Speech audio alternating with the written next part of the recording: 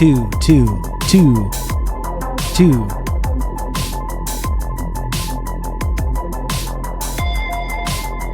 Check 2. Dakadoon, thank you so much for all the support over the 36 months. 36 entire months. Dakadoon, thank you for the resub. Thank you for all the support, and congratulations to you, sir, on the 36-month, 3-year TRRS Pearl sub badge. Wonderful. Wonderful.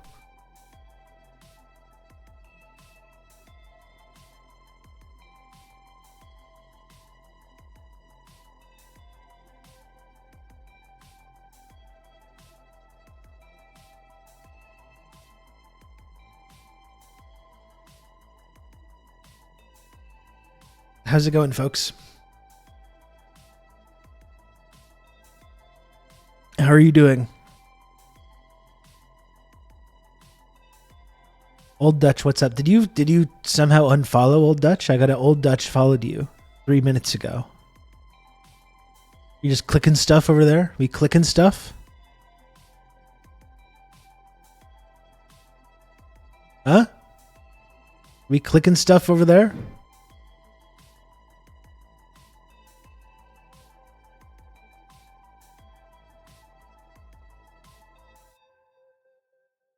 Chad, are you even there? Am I even live? What is happening? What is happening? We got an F situation here? I'm getting some mixed signals.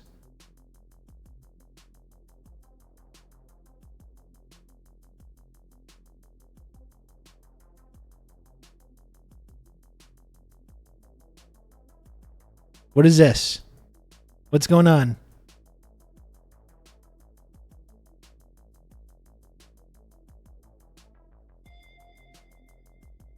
Okay. Doesn't seem great.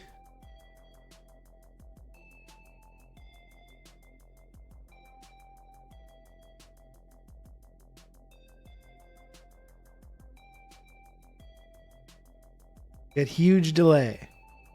Okay, so I see the chat. I see the chat on my phone. I see the chat on my phone and not on the screen. That is not ideal. That is not ideal. And I see Jay saying he can't see the chat. We can be extremely anti-Rob. I see Jay saying that, so...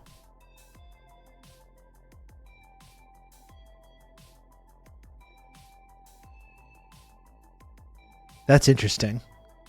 Okay, so why do I see you here? Explain that to me. Why do I see you here and not on the screen? What is going on? What is this? Caught in 4K.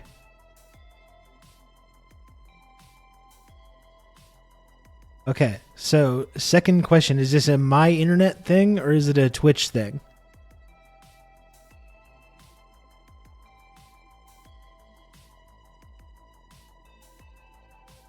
This seems to be a Twitch problem.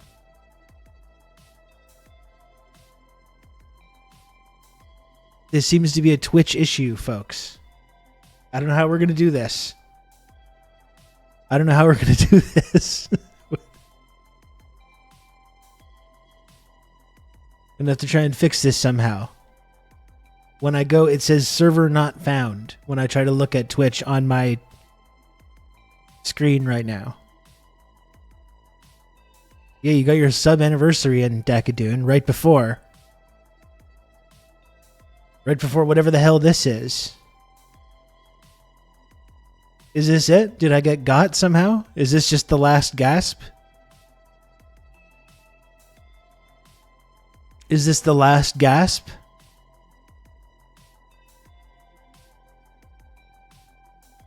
The last sub. Is it the last sub? That's the question.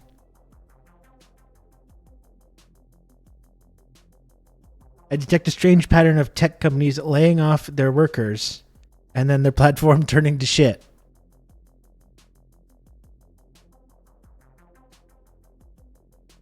Does anyone want to do does chat, do you want to do a reconnaissance mission? Would you like to do a reconnaissance mission and go to another Twitch channel and check out to see if there's any other problems going on right now?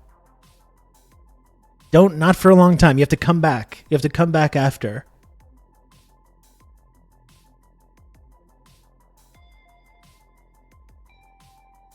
Purely a coincidence. Exactly.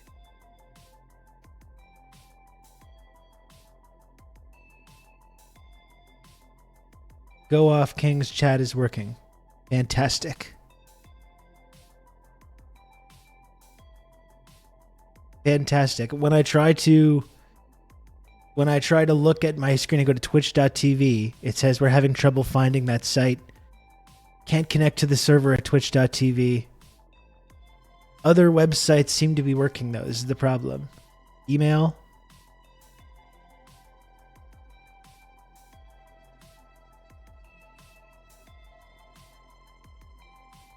Or is it?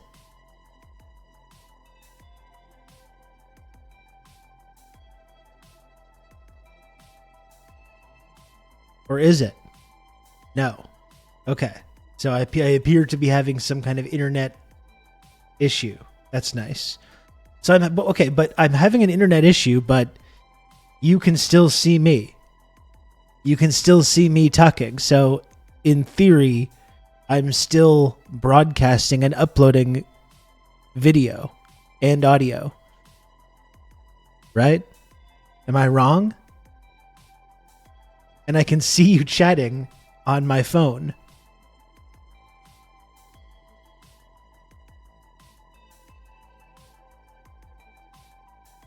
We can, so my internet is not working, but you can see and hear me, but I'm muted. Okay.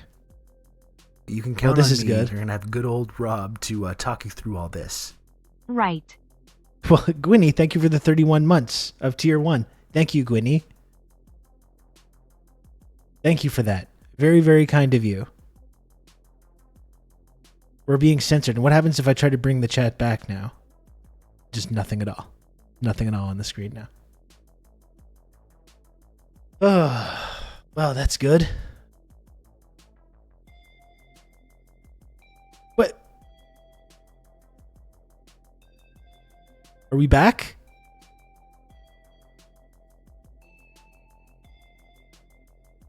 We're back.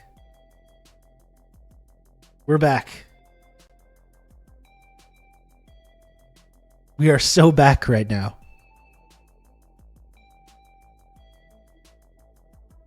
We are so back. Wonderful. So, I blew on the cartridge. I didn't even turn it off and turn it on again. I didn't even have to turn it off and turn it on again. So I'm dressed respectably today because there's a little event for my son later. I showed you that animation that he made a few weeks ago. He made this Dr. Jekyll and Mr. Hyde animation. And I threw some music on top of that and entered it into this like film festival thing that his school was doing. And his animation did get selected to be part of the festival. So later on this evening, going to go to that. They're screening my son's animation at the school. I'm very excited and I'm very proud of him. He did a really great job on that.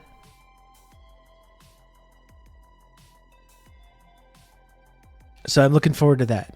I assume the exposed chest is because you're trying to seduce his teacher. No, it's just how I look, okay? It's just how I dress. People just have to deal with it. Okay, when I do up the top button, it doesn't look right. That's all.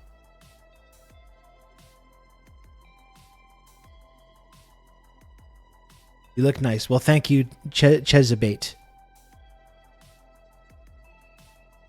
Thank you. That's what I said. I wanted to look respectable. I'm going to this event for my son's school, and I want to look like a responsible adult.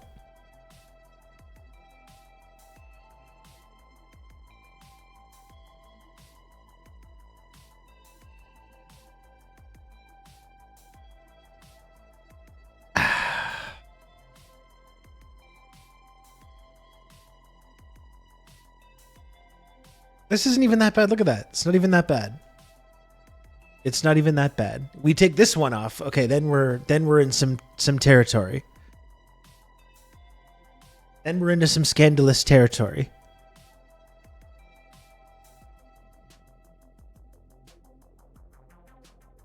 This MF just said a Chaps Ralph Lauren shit.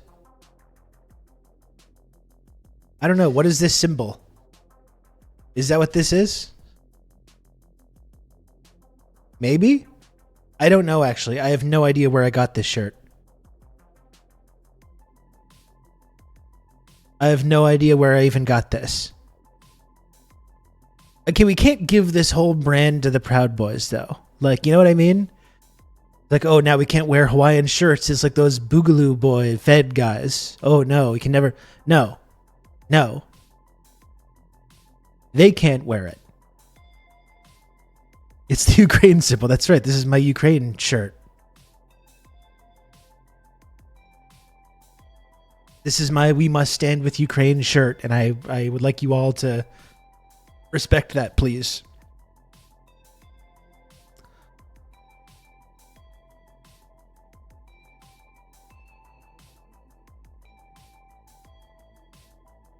Let me just make sure I know exactly where...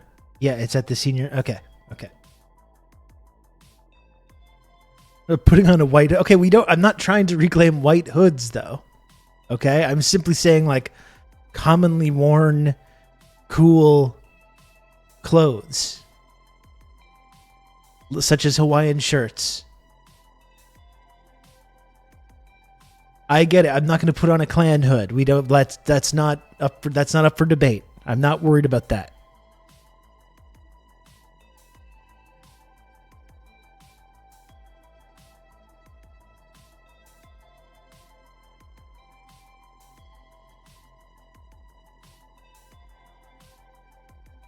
It's like something a Klan member would say. Okay. We're off to a great start.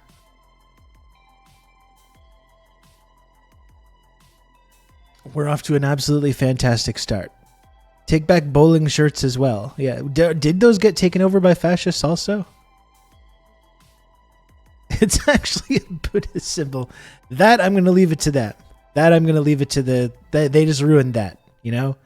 There's no taking back the swastika. That's gone. That's out. That's out.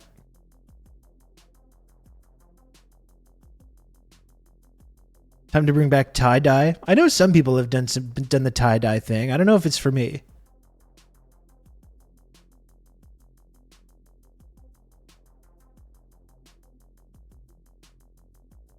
If we buy stock in the Klan, we can vote the hate out. We can incrementally move the Klan left. If we do entryism. If we do entryism in the Klan, we can incrementally move them left. We show up to all the meetings and we pay the dues and we go to the marches. That's all so we have a voice in the inside of the organization. And we can slowly over time, you know, pull them over. This is how we win. We wearing an SA uniform. Oh, we can't wear Hugo Boss anymore. Wow. Wow. Okay.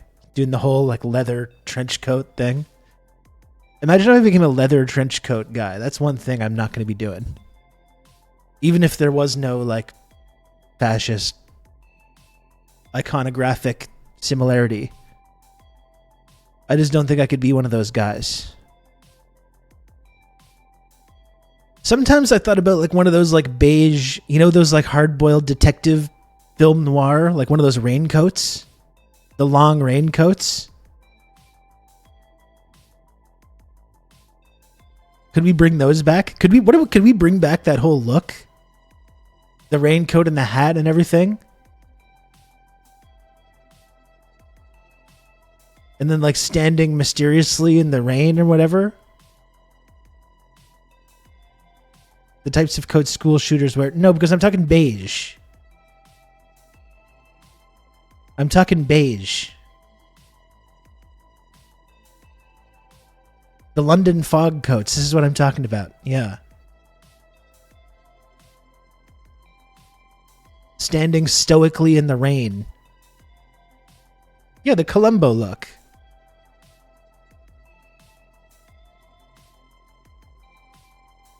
Exactly. Sorry. I did not mean to put that on.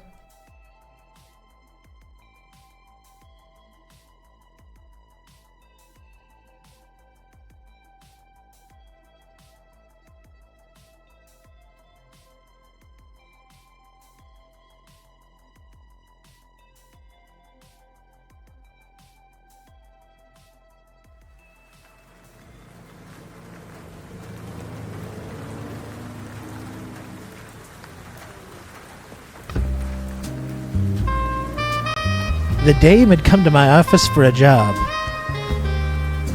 She looked like trouble to me, but dames often are.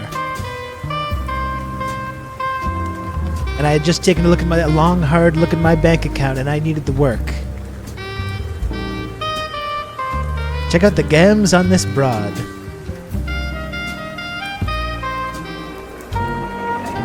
She said if I helped her out, she'd double her monthly slubs. Okay. I don't know. I can't keep improvising this entire bit like for the next 10 minutes.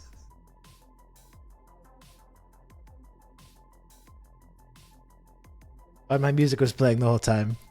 Like I try to mysteriously and coolly smoke a cigarette, and I'm like,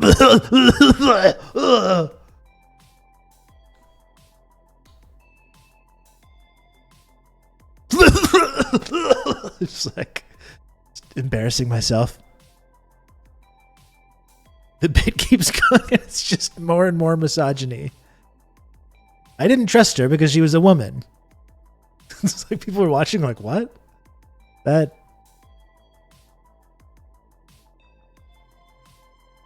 I was attracted to her, but it also kind of made me angry. Jesus. The Zoomer Noir with a vape would be nice. That's true. I mean, listen, sometimes at night, because my apartment is very, like, it's very cyberpunk vibes at night. I got all kinds of lighting situation. I got neon lights coming from all kinds of different places. And sometimes it's nice, yeah. Especially if it's raining at night. I'm in my apartment, hitting my vape, staring out the window at the rain. I got all my cyberpunk lights behind me. It's fantastic. Yeah, cyberpunk is absolutely just futuristic noir. Absolutely. Look at Blade Runner. Blade Runner is a film noir. It's a film noir in an overcrowded future dystopian LA. It's like a Marlowe novel or something. It was a dark, rainy night, like a skivvy toilet with the Riz. Jesus.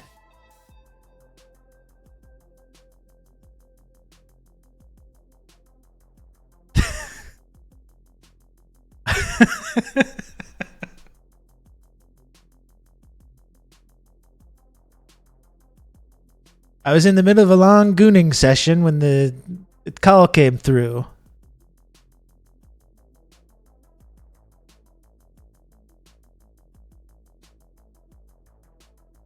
I was already trying to edge, but it turns out this dame wanted to edge me for a job. I don't know.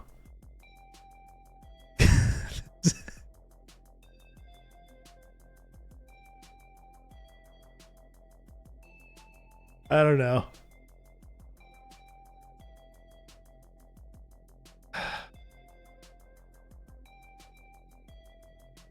The dame rizzed me up.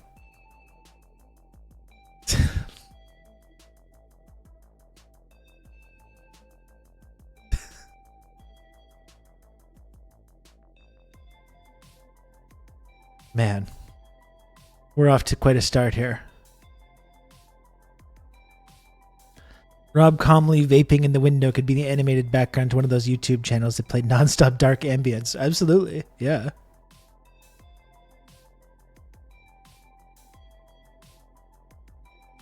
This dame had game on God, FR. She said she believed her husband had been cheating on her. I responded, Cap?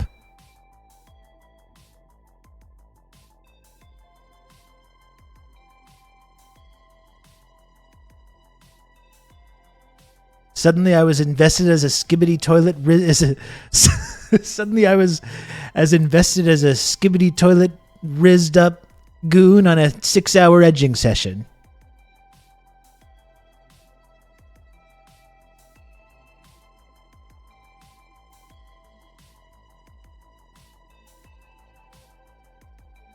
Oh no. What are we doing here?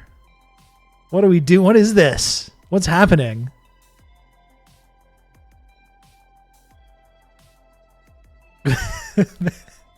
Many people are saying the Chit Chat Zone is where the big ideas happen. That's right. And like, what did we have yesterday? We had, or not yesterday because I wasn't here. My kid had a cough, so he ended up staying with me through the day. Cough mysteriously went away too, like around the time that school was ending. That was kind of interesting, you know? When your kid's like, I can't go to school, and you're like, okay, of course. And you have that seed of doubt, but you're like, I can't accuse them of lying about being sick. Like, that's fucked up. They're going to think that I'm like, no, I don't trust them. They're going to give them all these kind of issues.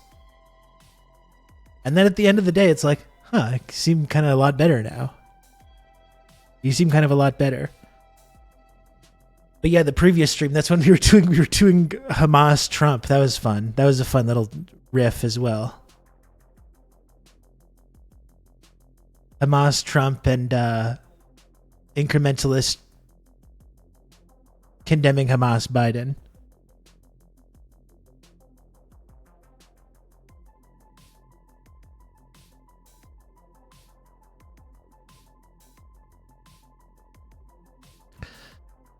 My kid will be like, I can't brush my hair, I'm so tired. And then 2 minutes later doing jumping jacks, and I make sure to remind her how tired she was. Yeah, it's like, no, you don't get to just go back and forth here. I know what you're into here. I know what this is. I know what you're trying to do here. I know what you're trying to pull. All right?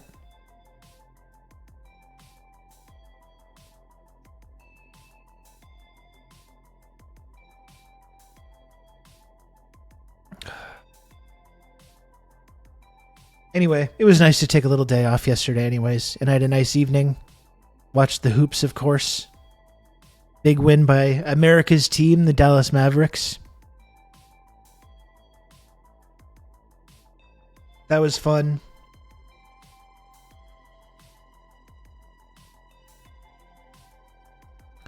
What do we think about tonight? Do we think the Nuggets are putting the finishing touches on the Wolves on the road? I think that's tonight anyways.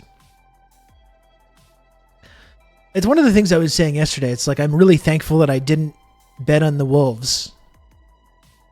Even if I might have been able to make some money if they had won, but like, I would not have been able to enjoy this Jokic masterclass if I had money riding on the Wolves.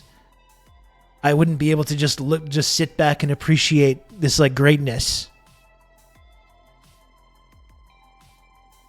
I would be like mad. I'd be like, oh, come on, go stop him. Instead, I'm just able to enjoy Jokic intentionally seeking out the defensive player of the year, just play after play, possession after possession, and just annihilating him, just embarrassing him over and over and over. Were you able to stay up for the 10:30 game? No, I went to sleep in the third quarter. I tried. I made a good go of it, but I fell asleep in like the third quarter.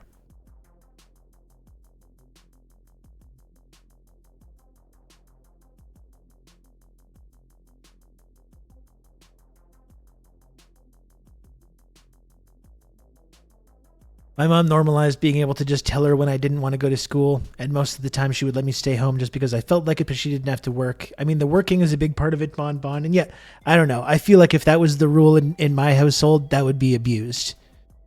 I feel like that would be abused.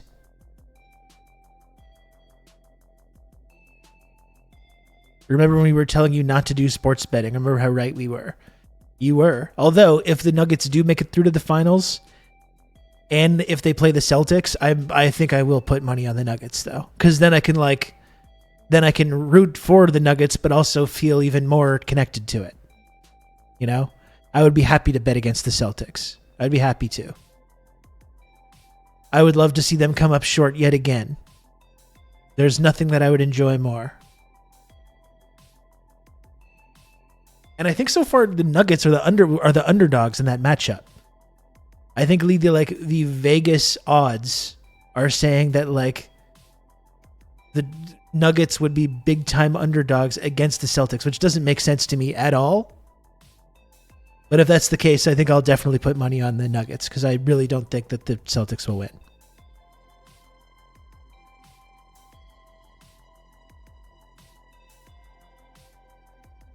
Yeah, that's what I was seeing Decadoon on Skip Bayless today.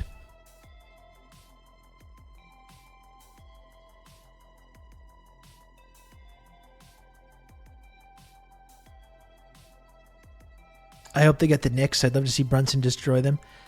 I just feel like the Knicks run has been fun to watch. I just feel like they're too injured to make it out of this round, make it out of the next round. Like maybe they can beat the Pacers, but I don't think they can make it to the finals without OG, without Julius Randle, without Bogdanovic. Like they're missing 3 major pieces right now, 3 major role players. The Knicks are fun though. It's been fun to root for the Knicks and to watch that run. I've enjoyed it a lot.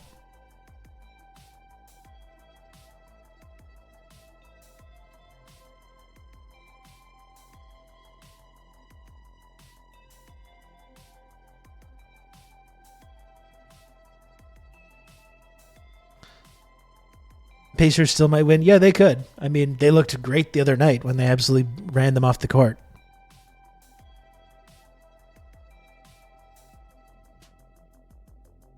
So they still might.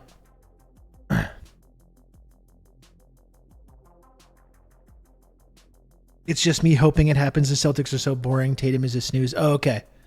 Okay. I thought you were talking about the finals. I would love Siakam winning a second ring. Just seeing him like playing against OG in the second round has been great.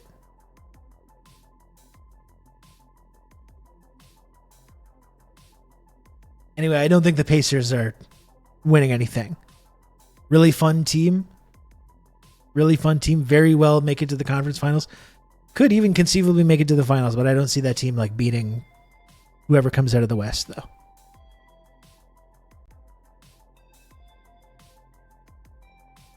Anyway, is that tonight? Yes, it is. 8:30 p.m. Nuggets T-Wolves. Okay.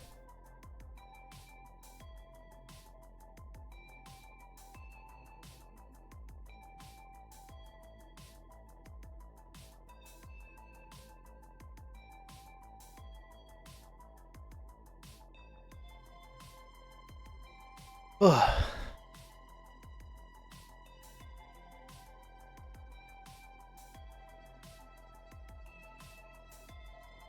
I'm so low on fucking groceries. So usually I come on the stream and I'm like eating. I got an energy drink. I got a soda. I got no fruit, no lunch, no soda, no energy drink. I got nothing today. I got to go grocery shopping. I told myself I would do it this morning and obviously did not. I took way too long to get up for whatever reason, a variety of reasons. I did get a little cleaning done. I washed my dishes. So I did do the dishes. It was all because of woke. That's right. I did do the dishes. So I was a little bit productive. No, I didn't do yoga. No, I've not done yoga since like December when I said that I was going to start doing yoga. No, I did not.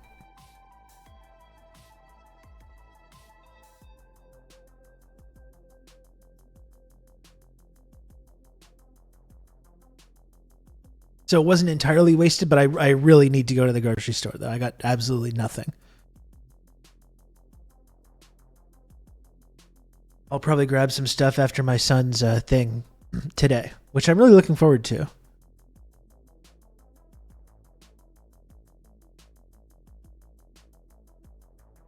Yeah, I haven't gone either, St. Lotus. I don't know how it's going, but I haven't gone either.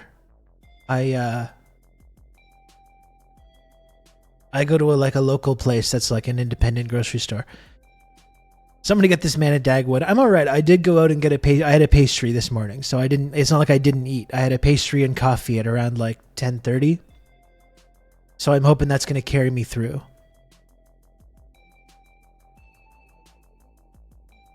Can I show, like, I know sometimes I talk about this too much and I'm kind of lame dad. You can count on kind me of thing. and have good old Rob to talk you through all this.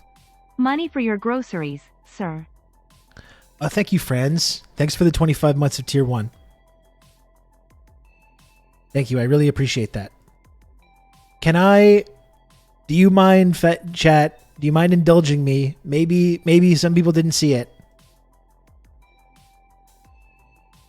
Do you mind if I show you my son's animation? This is the thing I'm doing tonight. There's like a little film festival, and he entered his animation in the film festival. That's what I'm doing later. I did show this a couple weeks ago. Maybe you've seen it already.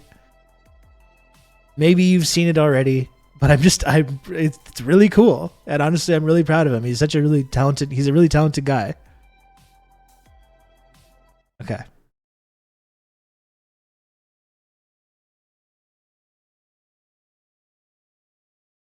There it is.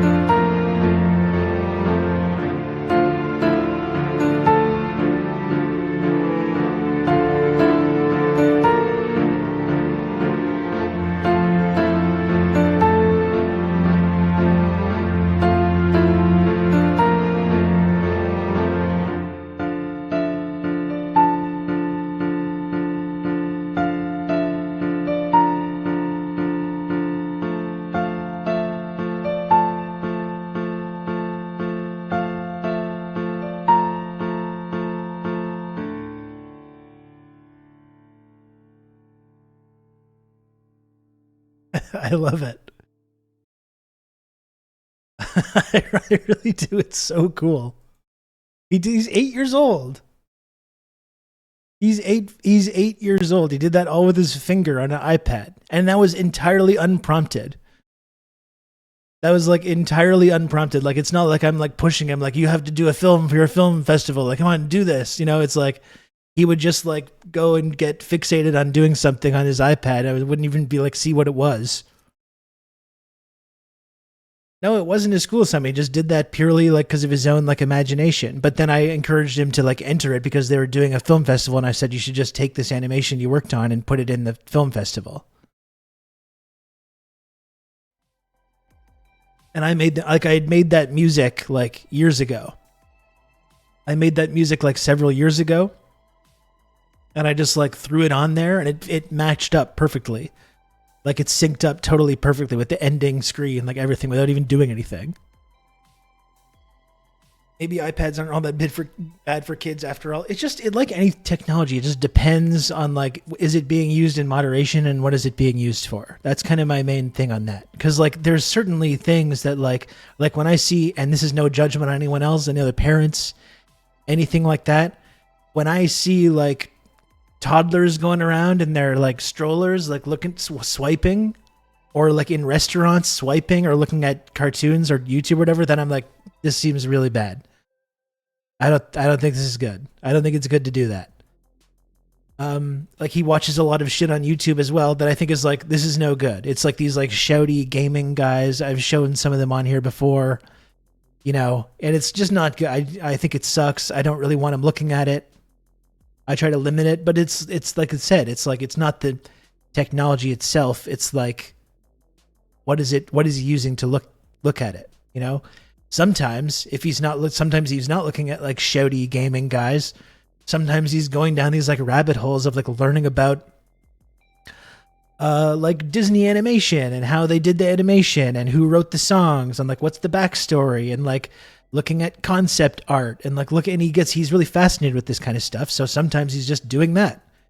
And that I feel like is like at least somewhat educational, you know? So like anything, it's just all about, you know, making sure that there's boundaries, making sure that they don't have just like full unfettered access to like whatever technology at all times of the day, you know, that they're also focused on like doing things in the real world, going outside and playing outside and drawing and on analog paper and things like that.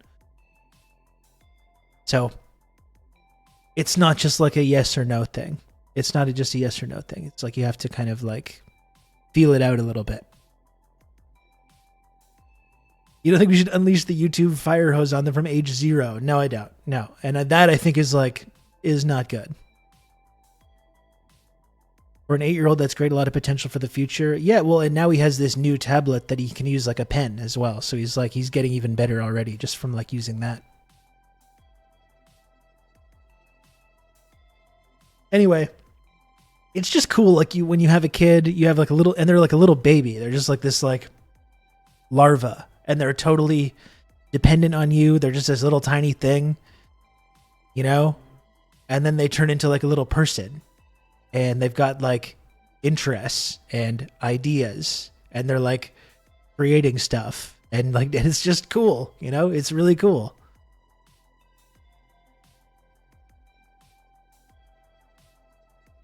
At what age do you recommend introducing the Ben Shapiro show?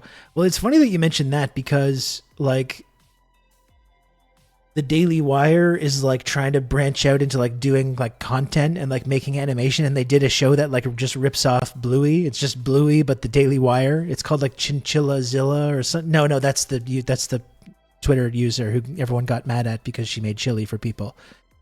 It's Chinchilla something.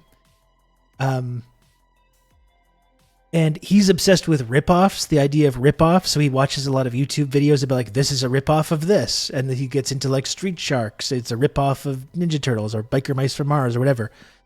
And he saw a video about that show and how it was a ripoff of Bluey. And I'm like, yeah, don't watch this. Daily Wire, it's not good. It's just ripping, you're right. It's just ripping off Bluey. It's not good. So it was a good effort. It was a good opportunity to get him, to make him understand that the Daily Wire is just bad shit.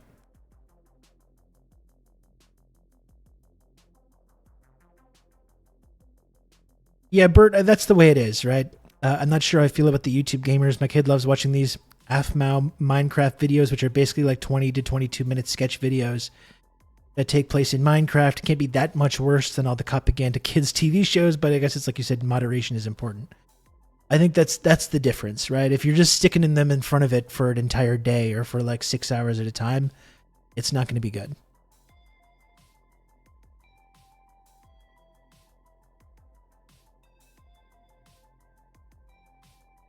Chipchilla, something like that. Yeah. I did hear about Darren Dutchison. I can't remember how to pronounce his name. I remember watching that guy in the 90s. R.I.P.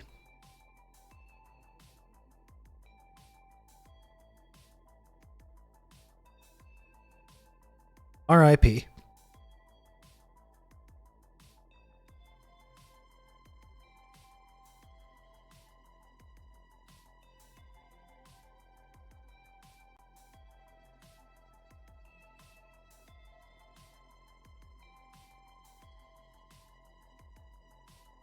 What a future where people are allowed to create Nazi shit for our kids. Well, and the whole thing is like, oh, it's like not woke. There's no wokeness. Like whatever that fucking means.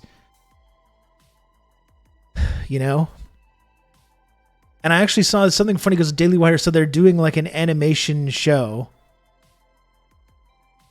They're doing like an animation show that's like, this is not woke, and there's like a gay character in the show that just exists to be made fun of, and now all these anti-woke people are like getting mad at them and canceling them just because there's a gay character in the show, even though it only exists in their anti-woke show to be like a punchline, and all these people are mad about it.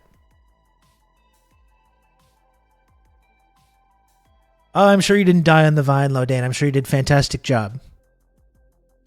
And everyone loved it.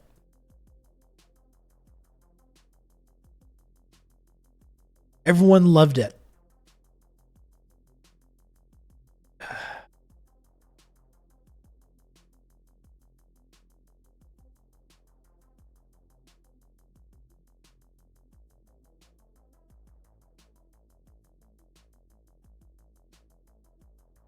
I guess if you do watch Paw Patrol with your kids, it gives you an opportunity to talk to your kids about how he keeps getting away with all these crimes since he's part of the ruling class. Right, Mayor Humdinger.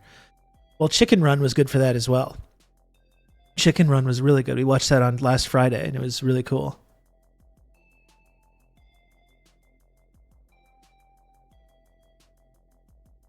And in the sequel, there's some interesting ideas there in the sequel that just came out.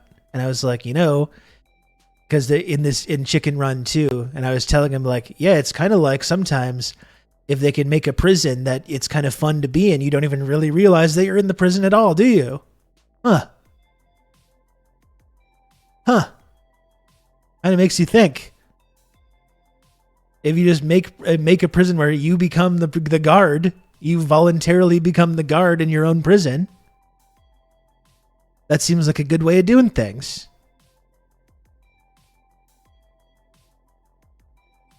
Huh.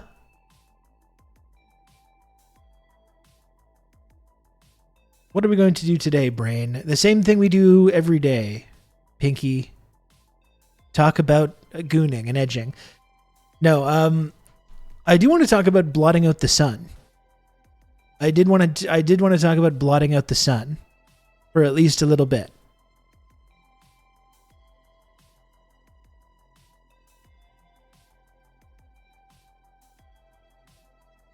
The science experiment that will never go wrong. Let's talk about it. Okay? Let's talk about this. Cuz I'm going to have a hard cutoff today. In about a little over 2 hours. That's why I wanted to try and get started on time. Cuz I got to do a podcast at 4 and then I got to go to this school film festival thing afterwards.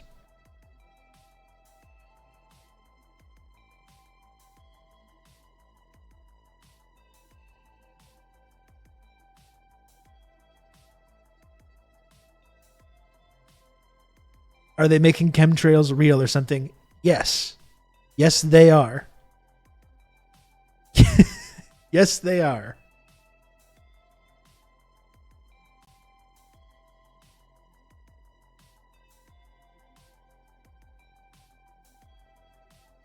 It's funny you should ask that. Yes, they are going to make chemtrails real. And I think this has been clear for a while, too. I think it's been clear for a little while.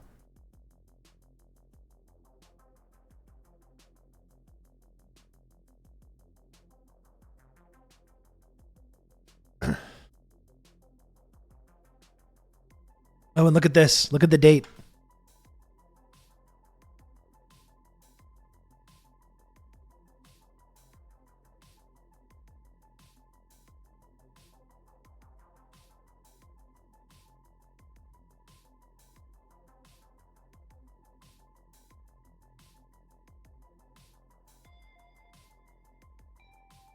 Check the date. Tomorrow's the anniversary.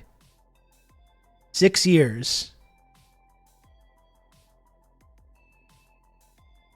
6 years tomorrow. Do you ever do like a random shit post that changes the trajectory of your life? Well, I have. Yes, I stand by the take. Yes, I still do. Gosh, that was funny.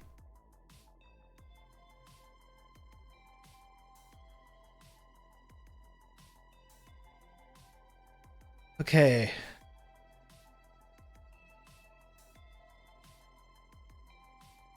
My fictional daughter languishes to this day, and look at that! It's another election coming up, and another migrant caravan on the horizon.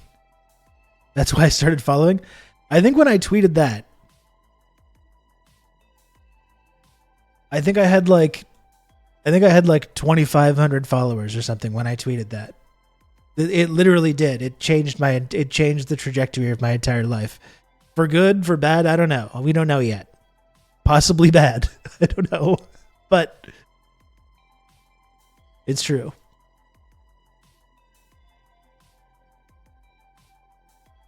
Is your fictional daughter enjoying life in Mexico? Well, I guess it would be El Salvador, considering that MS-13 does have El Salvadorian origins.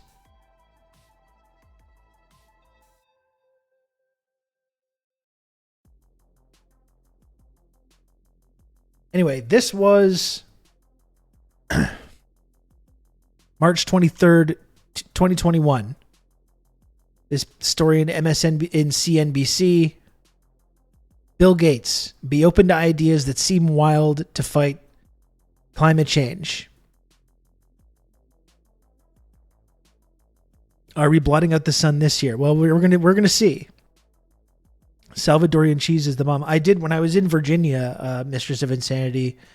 I did go get El Salvadorian food with Lucid, Fox, and Orb Lady, and it was excellent. They had these like pupusas, which were like little. They've got cheese. They're like cheesy kind of quesadillas. Really good. Really good stuff. Anyways. This is the thing that I responded to, over 2 years ago now. Is it being open to ideas that seem wild to fight climate change? And I said, we're going to block out the fucking sun, aren't we? I have a plan to fight climate change. It also involves Bill Gates in a starring role. This is more of a way to spite China going green with solar panels than solving the climate problem. Well, and here's the thing. And so, okay, so this was March 23rd, 2021. This was, okay, a few weeks later, basically. Should we block out the sun? Scientists say the time has come to study it in the New York Times. And then this was just a few days ago. Bill Gates is backing the first high-altitude experiment of one radical climate change solution, creating a massive chemical cloud that can cool the Earth. It's called solar geoengineering, and it's highly controversial.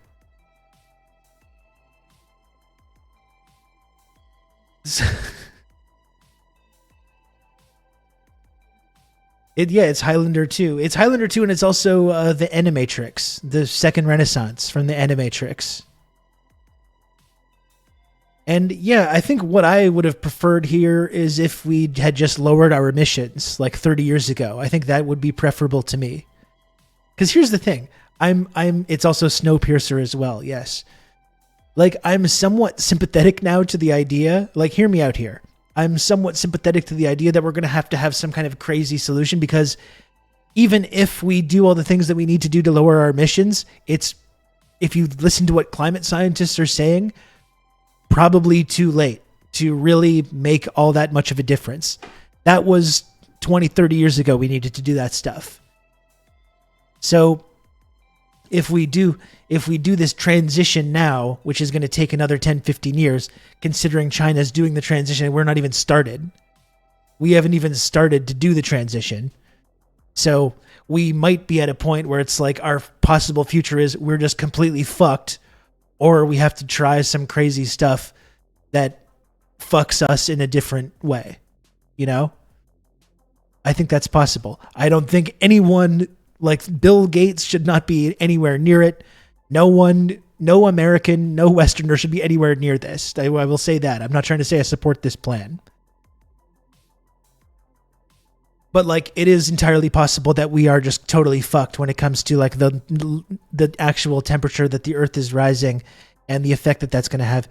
It's probably too late for us to do anything about that by just reducing our emissions. Like, there was time for that, and that time has passed.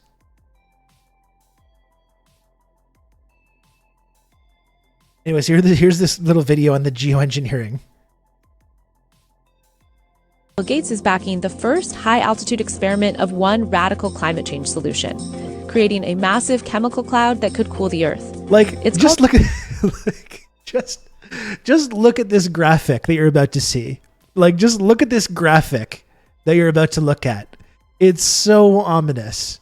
It's exactly the kind of thing that you see in the beginning of a fucking apocalyptic disaster movie. Just watch this graphic. That could cool the Earth. It's called solar geoengineering, and it's highly controversial. It's so scary. How long will it be? That's terrifying. The countries keep experiencing the sun rays bouncing off the Earth. Oh yeah, no problem. No problem. No, it's pure red meat for the InfoWars crowd. And it's literally Bill Gates. It's literally Bill Gates. Bill Gates is like, let's do chemtrails for real. No, I'm sure that's going to go over very well. I'm sure people are going to respond to that totally normally. these climate impacts before someone gets desperate and says, hey, we need to cool the planet with solar geoengineering. It would look something like this. Thousands of planes would fly very Literally high the and use Animatrix. nozzles to inject millions of tons of light-reflecting particles into the stratosphere. It would create a thin chemical cloud of those particles around the whole planet, blocking some sunlight from reaching the surface. It would mimic a giant volcanic eruption, which we know cools the Earth. Bill Gates is backing the first... Man, look at that. The planes and everything. This animation is terrifying. Look at this. The planes. And then the sun. We're really doing this now. We're really talking about this. And then here, whoa, no, there we go. Blocked. Blocking some... It's like, oh. Yeah, I wonder what plane, what companies are going to get these contracts, these lucrative contracts.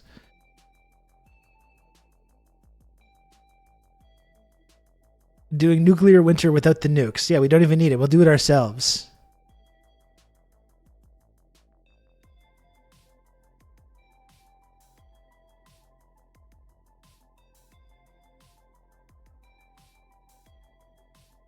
So like, but this, you know what I mean though? This was predictable. This was predictable 2 years. As soon as they start saying, well, be prepared for these kind of crazy ideas, because we can't do anything. We can't actually meaningfully change our economic system. We can't actually reduce our emissions. I mean, look what's going on right now with China's steps that they're taking to reduce their emissions. And we have now the US government doing like trade warfare with the Chinese to prevent our market from being flooded by cheap, well-made electric vehicles, which would encourage and facilitate the use of this technology in our society. And the Joe Brandon administration is saying like, no, that's cheating. It's cheating to do that.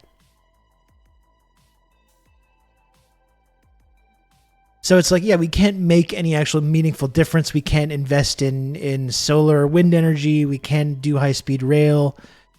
We can't, even though we can't do transit, even though the only like actual plan we have for climate change is to put people in EVs. We're not going to do that in a way that's like affordable to everybody, because that makes the line go down as well.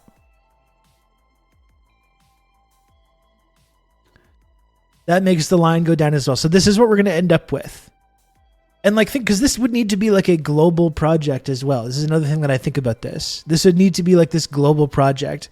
And we're really imagining our like ruling class, our Western ruling class, they're going to set their differences aside with nations around the world and work on this historic, unprecedented project to benefit all of humanity. Oh yeah, sure.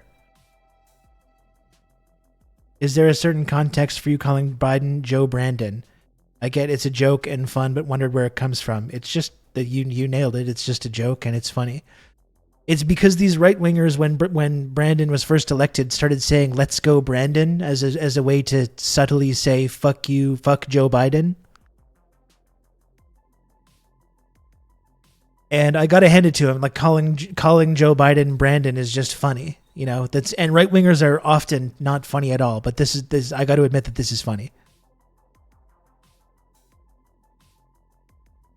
So I've been calling him Joe Brandon ever since. There's just something enjoyable about it. So it's just amazing. Like, this is what we're left with, you know? This is what we're left with. We're going to do chemtrails for real. We're going to put poison. We're going to put a poison cloud around the world. And that's what's going to do it.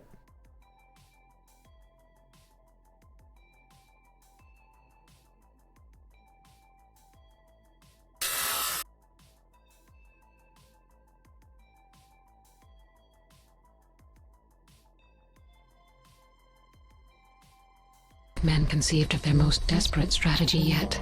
A final solution. Our confidence is high. The destruction of the sky.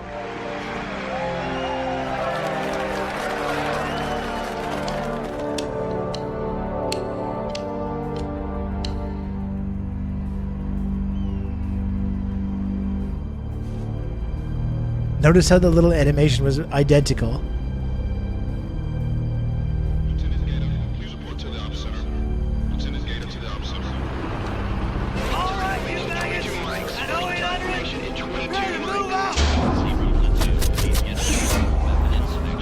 Yeah, this whole second Renaissance thing is so cool.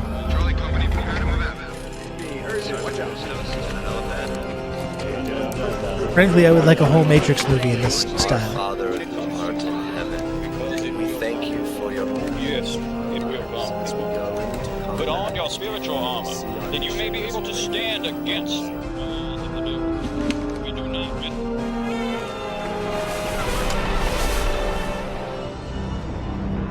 Hotel Bravo, this is Papa 1. Operation Dark Storm initiated.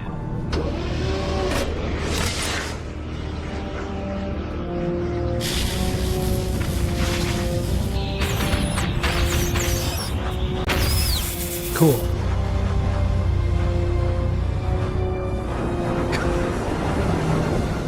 Get ready, folks. Buckle up.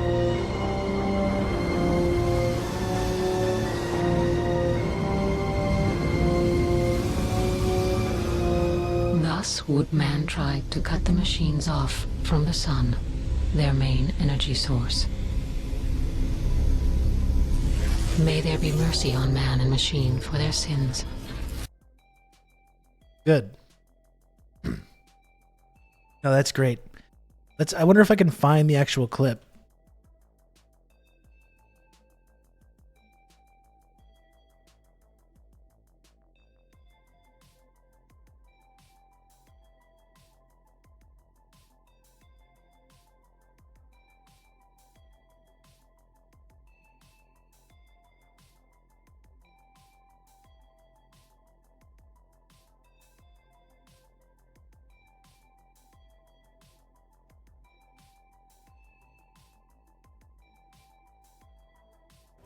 One of the startling effects of the solar eclipse was the instantaneous cool down under totality. The temperature has really dropped by more than 10 degrees. Unlike the momentary effects under the moon's shadow, a fleet of mirrors in space could create a sustained period of cooling by deflecting a small percentage of the sun's intensity. Large mirrors in the point between the sun and the earth. Scientists say managing the sun's heat is gaining momentum as climate change gets worse. If we are late on reducing our emissions, what else is out there? What else?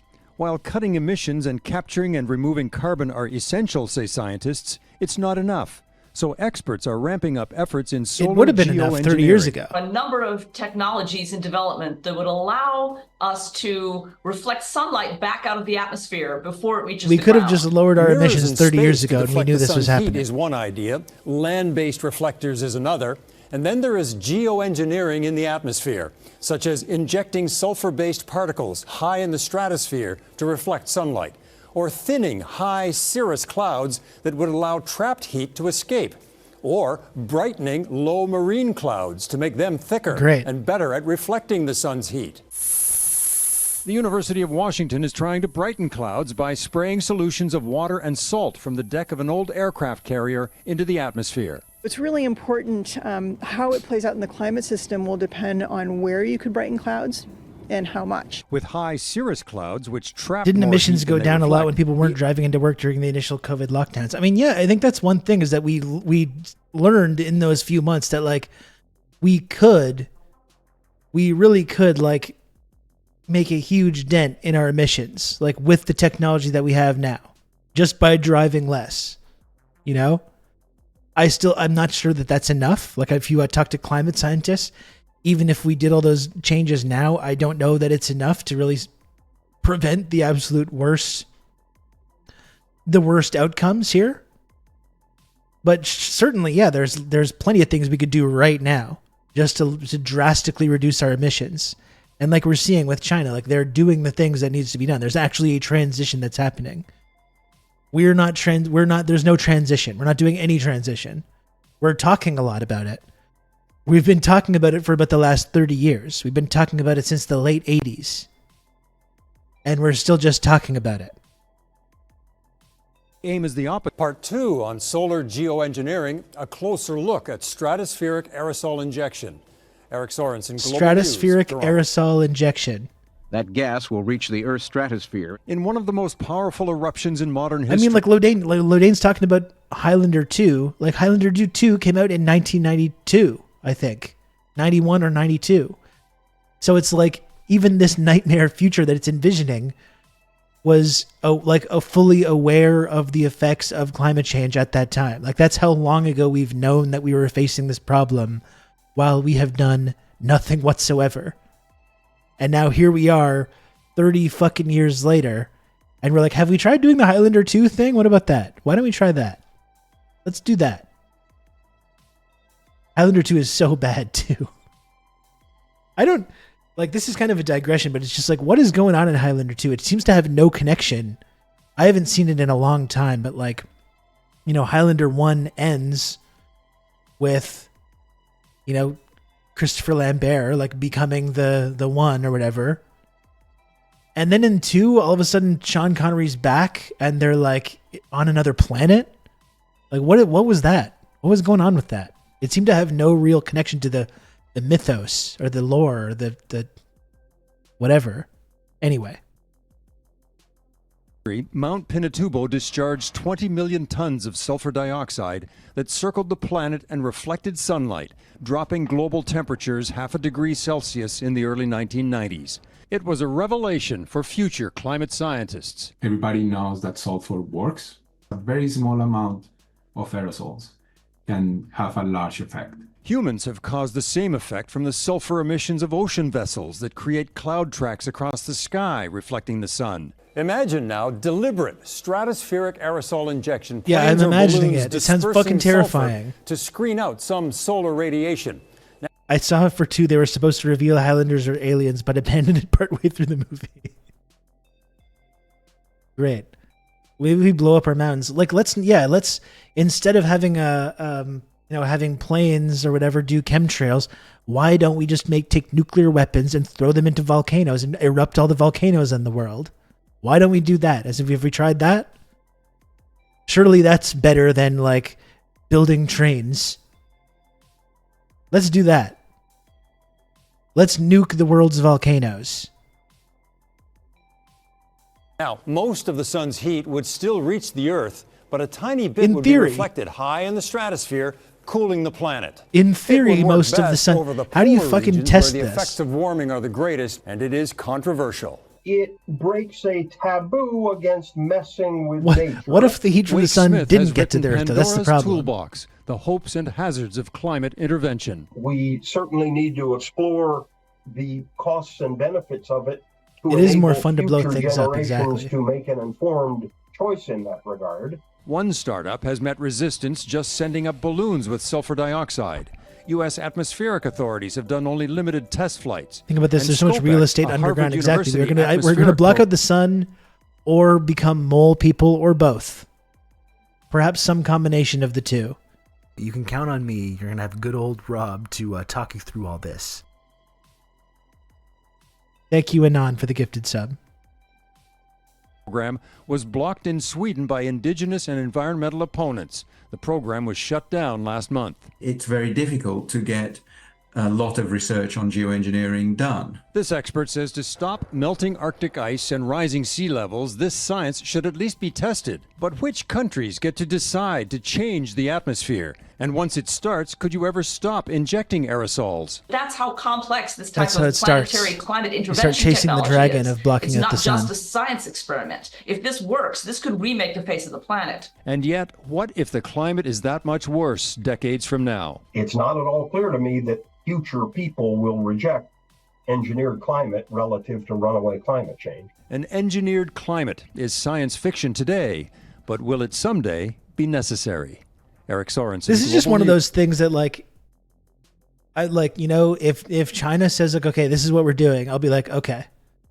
If the United States is anywhere near it, I'm gonna be like, no. Maybe this is biased, maybe it doesn't make sense, maybe it's incoherent, maybe it's inconsistent. But this is what I mean though. It's like, yeah, they don't want to stop the creation of greenhouse gases. Like, this is what I mean. It's like we very well might get to a point. We very well might get to a point where it's like, these are our options. We can just allow the planet to keep heating up to the point where we die. Or we can try this crazy shit that might kill us in totally other ways. That's going to be the choice that we're faced with. Eco-fascism isn't far behind this stuff. Oh, no, not at all. Not at all. I mean, that's already here in many ways. Thinking about the migrant caravans and like the way that migrants are currently treated in our society now.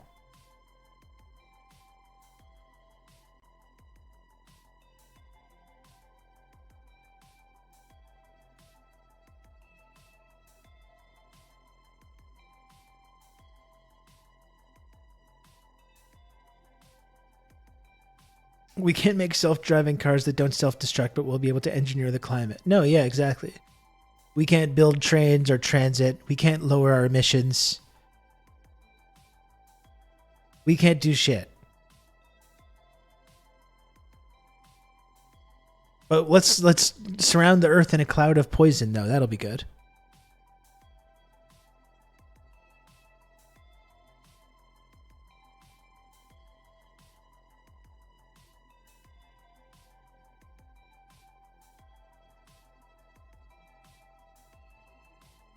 Picture a world where giant vacuums are built in remote landscapes, sucking billions of tons of toxic greenhouse gases straight from the air and storing it safely deep underground. This is part of the net zero future that scientists, policymakers, and entrepreneurs fantasize about. Removing atmospheric carbon dioxide could be essential to making the planet livable for future generations. We're likely to see huge developments in the next few decades. But the question is this really our solution to climate change? Or is it just another excuse to let fossil fuel companies keep on trucking? I'm Sinead Bovell, and this is Far Out.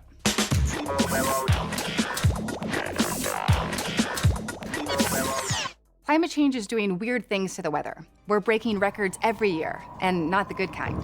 Record high temperatures. I still haven't read Ministry for the floods, Future. Droughts, wildfires. These are just a fraction of the devastating impacts I mean, it's interesting to think about if we actually started to. But that the whole idea behind Ministry from the Future is like imagining a kind of society that's led by people that aren't thinking on a quarter by quarter basis. Instead, we're thinking in generational terms. We're thinking in terms of decades and centuries. But because of our economic system, we're just like the people that are running our society can only think about quarter by quarter and whether the line's going up. We're incapable. Like, again, like that's the difference between us and China, where they're making plans that are measured in like actual decades. And they're saying decades from now, here's where we, like in 2040, here's where we want to be. And all we can think about is quarter by quarter. Did the line go up or did it not go up? If it didn't go up, what are we changing? What are we doing to make sure it keeps going up? And often when we talk about this, we talk about China. Is China capitalist? Is it not capitalist? That's the evidence that I need to show that regardless of what their economic system is, what their mode of production is, and as we've talked about, they use that mode of production, the capitalist mode of production. But do you have a capitalist mentality? Like we in the West, in America, in Canada, we have this capitalistic mentality where our brains are colonized by it. It's not just an economic system. It's like a whole philosophy. It's an whole ethos. Not only do we only think in quarter by quarter profits, but we don't think of our neighbors and our people in our community as being like connected to us. We're all individuals. It's the individualistic mentality. You've got to climb over everyone else. You've got to kill everyone else to get to the top of the heap. And then we can make our own lines go up.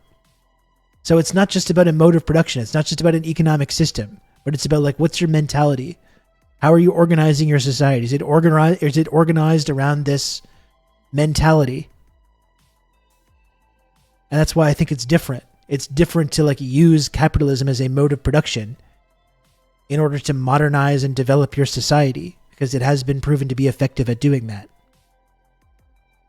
But do you have a capitalist mentality? Do you have a capitalist mindset? Are you thinking quarter by quarter, or are you thinking generation by generation? Are you thinking about individual freedoms and liberties, or are you thinking about the common good and your society and your community and how to lift everybody up? There's a big, big difference between these two mentalities.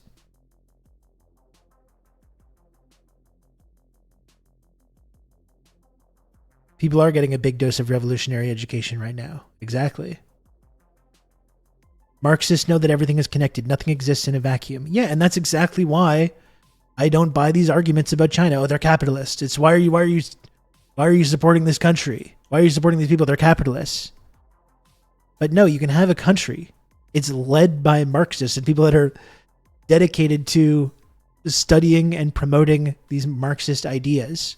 They use this economic system, but it's being led by people that have a totally different vision for how to organize a society and an economy.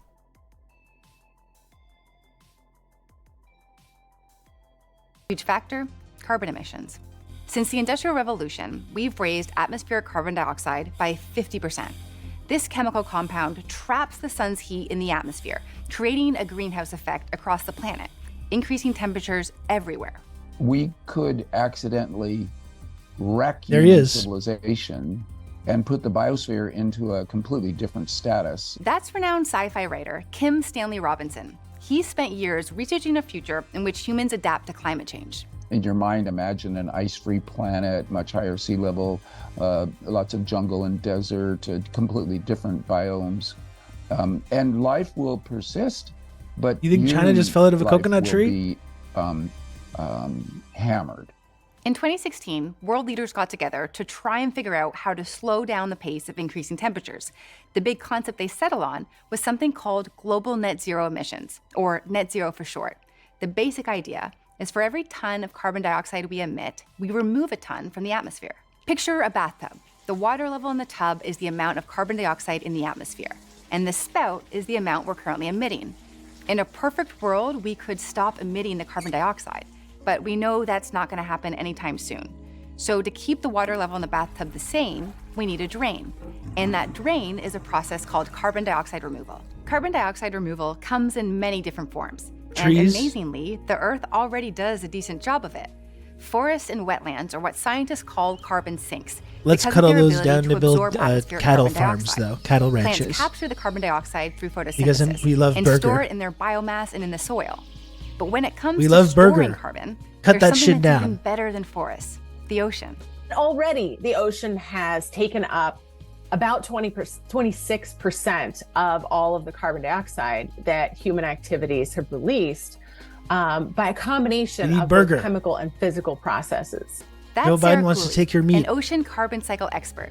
Right now, she's researching something called ocean fertilization. Ocean fertilization methods really seek to plus up an area of the ocean with a nutrient that's missing. Sometimes it's iron or it's nitrogen or some other essential nutrient that is missing from that particular place in the ocean to encourage phytoplankton growth. And phytoplankton are the single-celled, free-living plants that fill the ocean. It's almost like an approach What's the gardener Seb voice? would I don't think I take know to that reference. to their garden. What is my soil missing, and how can I boost it to encourage growth? Phytoplankton are really good at capturing carbon dioxide. And by fertilizing the upper levels of the ocean with nutrients, we can stimulate their growth and increase the ocean's capabilities as a carbon sink. In 2022, Congress passed an infrastructure bill that included $3.5 billion in funding for a technology called direct air capture facilities, aka the giant vacuums. They are basically giant fans that suck in air and treat it with a chemical that separates and traps carbon. I forgot about that guy. Carbon can then be transported deep underground where it can stay for thousands of years. It could also be used as a raw material in a variety of products, from commercial fluorine to aviation fuel. But none of this will matter if we don't turn off the spout. So the big question is, will these techno fixes distract us from the more important goal of simply reducing emissions? Well, we need some kind of carbon dioxide removal to clean up the emissions that are already in the atmosphere. And that's what carbon removal really needs to be about, is figuring out Which so far does not exist. Mop up those legacy emissions, the things hanging Except around trees. from like your grandma's Oldsmobile, from 1985. They're still out there in the atmosphere. Carbon dioxide removal isn't the only wide-scale tool we have to combat climate change. In fact, there's a whole branch of research dedicated to ideas like this. It's called geoengineering, which is an umbrella term for intentional large-scale intervention in the Earth's climate system. Geoengineering covers everything from building underwater walls to slow down glacial melting, to blasting chemicals into the air to reflect sunlight back into space. We're at the point where we'll likely need these big ideas to help in the fight against climate change, but we just don't know what the long-term effects will be of some of these projects. Geoengineering is too broad of a term. It's describing all kinds of interventions that are not commensurate with each other, that can't be bundled and discussed intelligibly. So we need to dispense with that word, or use it as a category and take it one technique at a time and really grill those. I have a very simple solution. I call it not doing the thing that causes the problem. We are entering into a must break glass and do something. I think we should blast poison into the atmosphere instead. But much of that research is happening behind closed doors. And by the very same I'm sure this whole geoengineering project is going to be led by all these exact oil companies as well. We wouldn't trust companies that make cigarettes anymore to also fix the problem of cancer. That's Marian G. She works with dozens of grassroots environmental organizations. I think that this is the same setup here, is that hello, David. It's Kim Stanley Robinson, author of a lot of these monies Ministry for the going Future. To fossil fuel companies to clean up their own mess. They've known for decades and decades, and they continue to rake in billions of dollars of profits. Fossil fuel companies don't have a great track record of taking care of the planet. And now we're expecting them to help make the world a healthier, more equitable place. We're focusing a lot of You've brought the time author and of energy Highlander and 2 to resources opine on unproven this. technology that requires a lot of energy. And we've already seen really hazardous effects on BIPOC communities. There was a CO2 pipeline rupture recently in Mississippi that resulted in 49 people being hospitalized with serious symptoms. Time is running out as we continue to debate the solutions. We can embrace a case-by-case approach, one that deploys a portfolio of carbon dioxide removal initiatives, carefully considering local populations, vulnerable ecosystems, and future generations. It's super. Those the BYD cars are crazy. I've been seeing videos about those BYD ways to capture cars. and store carbon amazing. dioxide. And we need to keep focusing on how we can reduce carbon emissions altogether. However we decide to move forward, we have How about to do trains? it quickly. How about What transit? are your thoughts on Can we have some geoengineering? transit? Let Can us we know have in a the crumb comments. of transit? Could we just have a crumb of transit, please?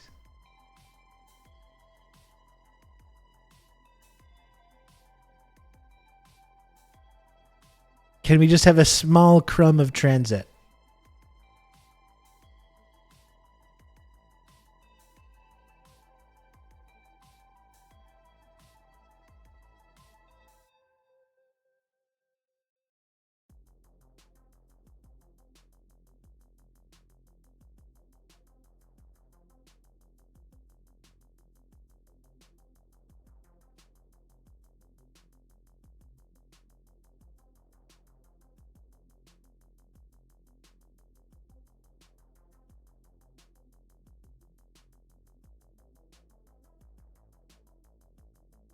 Hold on a sec here.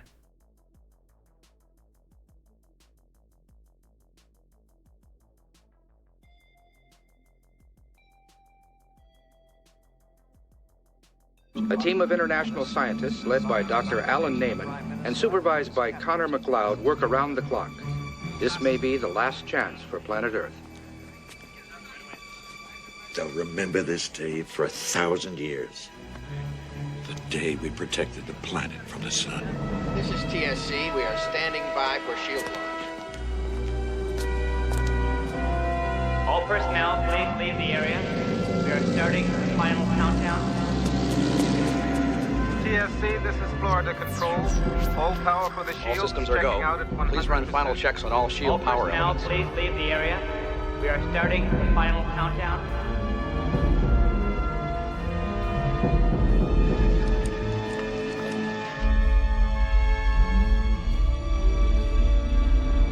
TSC, this is Houston Space Control. Satellite is in final receiving position. You can start final countdown. Stand by. This is it. Roger, Control. We are standing by. This is it.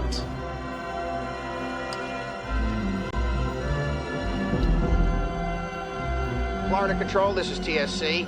The December shield installation is ready to receive. To all power sources around the world, this is TSC. We are ready to receive. Launch minus 10. 10 seconds and counting. Okay, boys, let's make this a good one. Let's just put Bill Gates in charge of this. 4. Rather than building a train. Rather than building a single train. Ignition. They don't make this art like this anymore because it's woke. Thank you, Ben Jeff. You're right. There we go.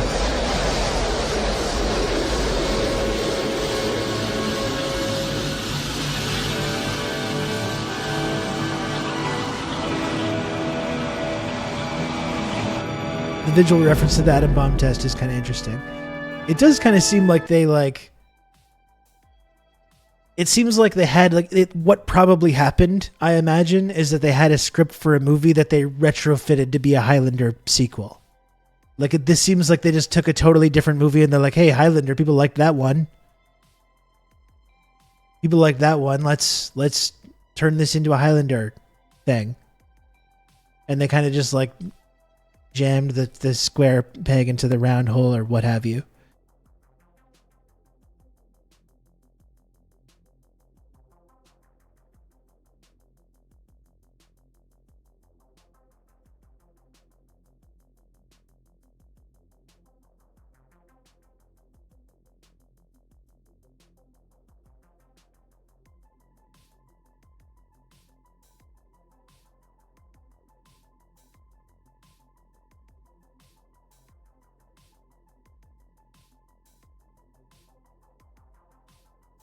I don't remember what else.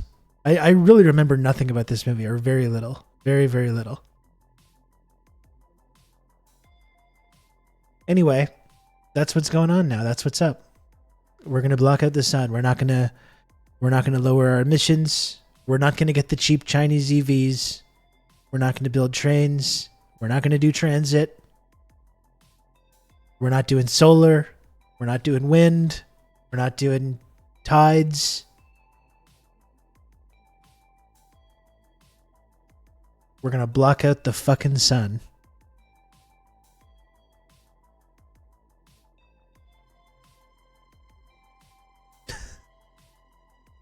Fantastic.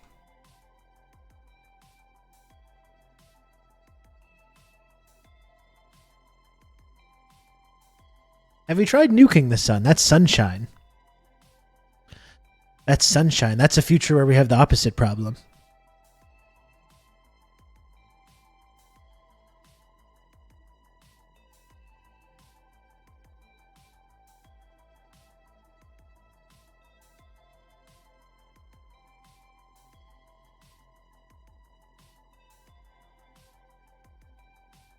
Oh, Jesus Christ. Spray it with a hose to cool it down a bit.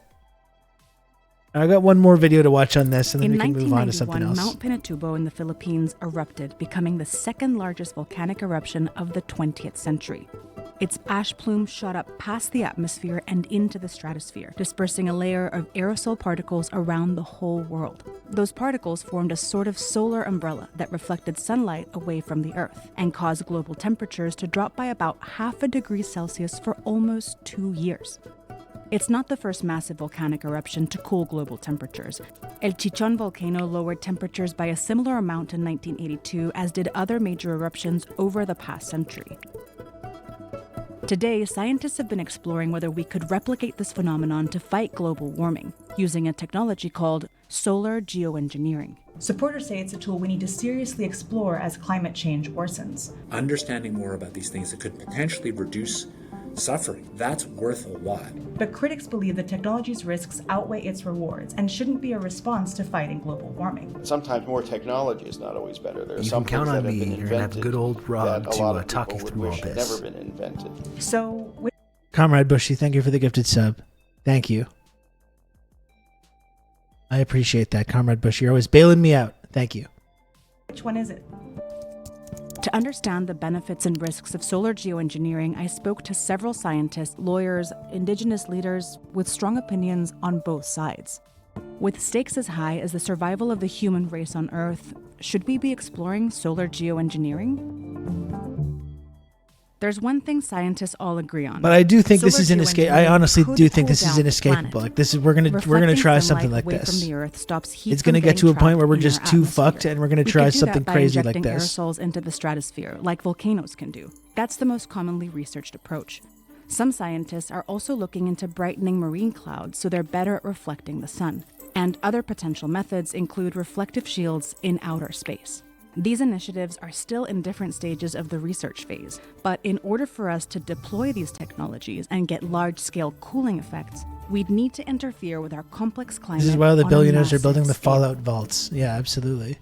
One of the main reasons some scientists support solar geoengineering is that we're currently on a pretty dire path. Our emissions, mainly carbon dioxide, keep rising. There's really no question. Have we looked at that? Emissions in the long run. But Have we looked even at if that you problem cut though? emissions Why to don't zero maybe tomorrow, instead of continuing that to does not eliminate climate rise, risk. we could do something It just about means you stop the climate risk having getting them worse. 'Cause the rise climate risk less, comes from accumulating. or even stay the same, That's or University go of down. Chicago What professor about that? David Keith. He explained to me that unless we think beyond emission reduction, the climate change impacts we're already experiencing will continue to worsen.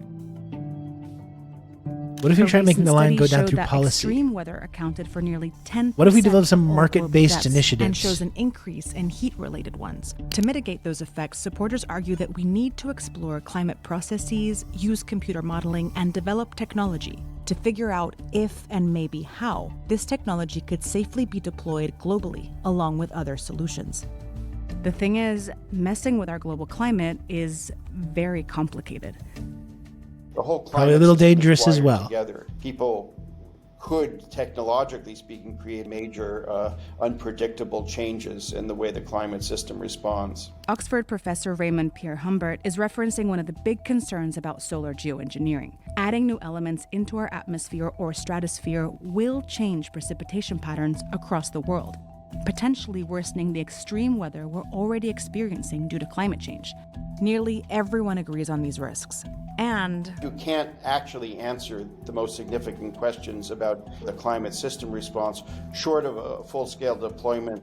a full-scale deployment would require unprecedented global cooperation, not just in terms of scale, but in terms of time.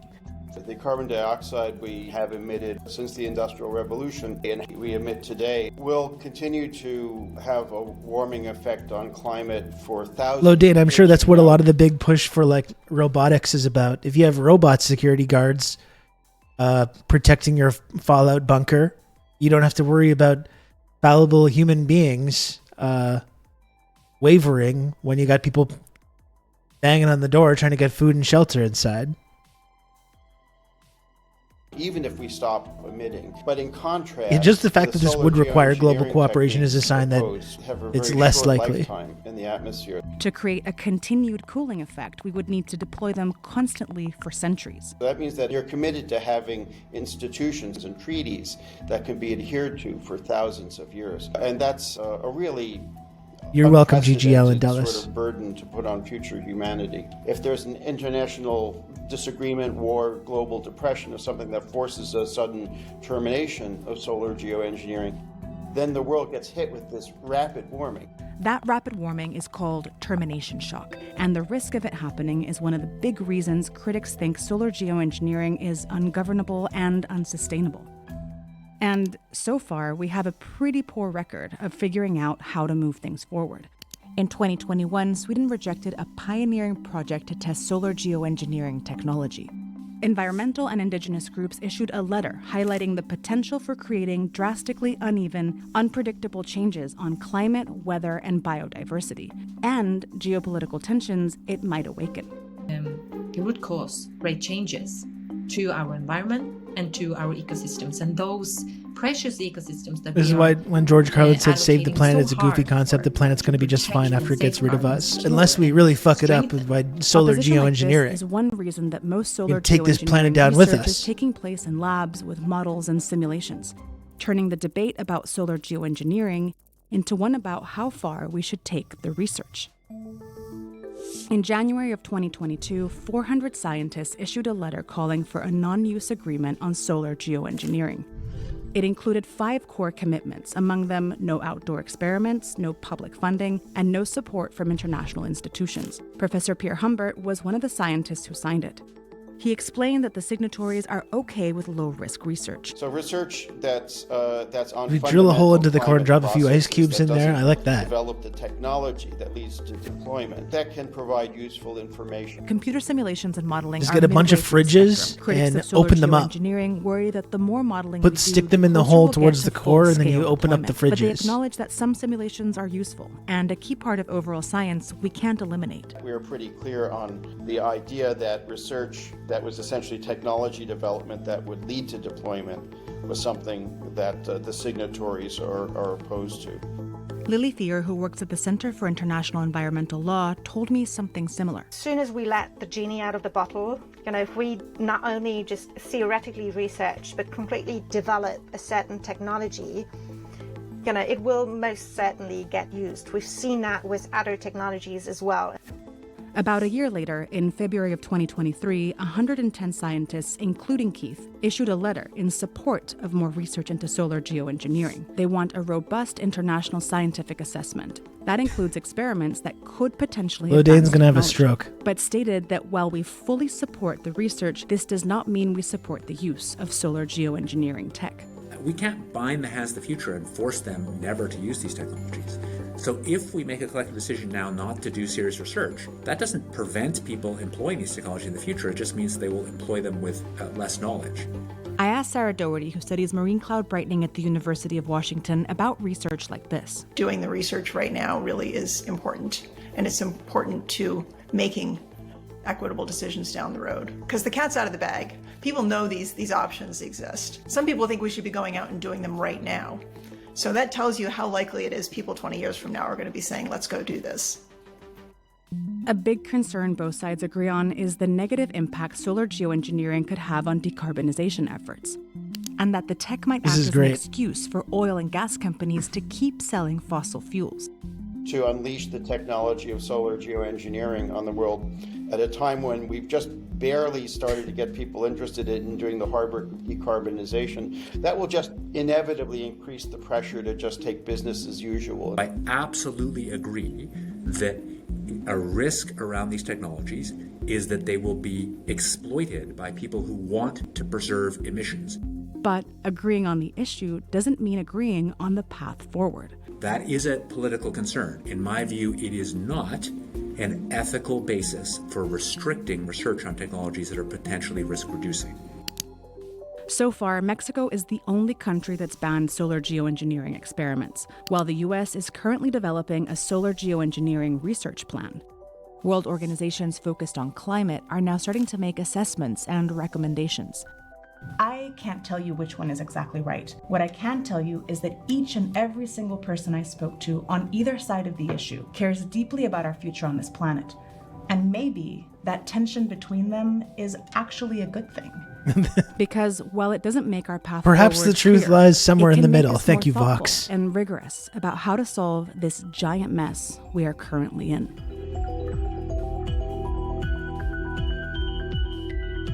Both sides are making good points. Classic Vox. Thank you, Vox. Okay. So that's it.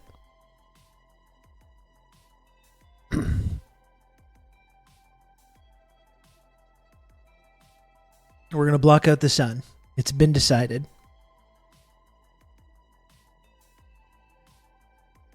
But you know what hasn't been decided is the number at the bottom of the screen, which needs to, in addition to all the other lines that need to go up. Did you know that in order for this show to continue, that line needs to go up as well? Did you know that? Did you know that? Well, it's true. And let's do some geoengineering on the old sub goal. That's right. That's right. So yeah, it's been a bit of a slog this week trying to get the number to go up. You know, it's been a bit of a slog, and I wasn't here yesterday. It would be fantastic to get that number to go up and to hit our targets. We're not hitting our emissions targets, but we can still get to some targets. We could still hit certain targets, okay? So, folks, if you do enjoy watching this program, if you enjoy tuning in to TRRS each and every day, please, if you can, subscribe to the show.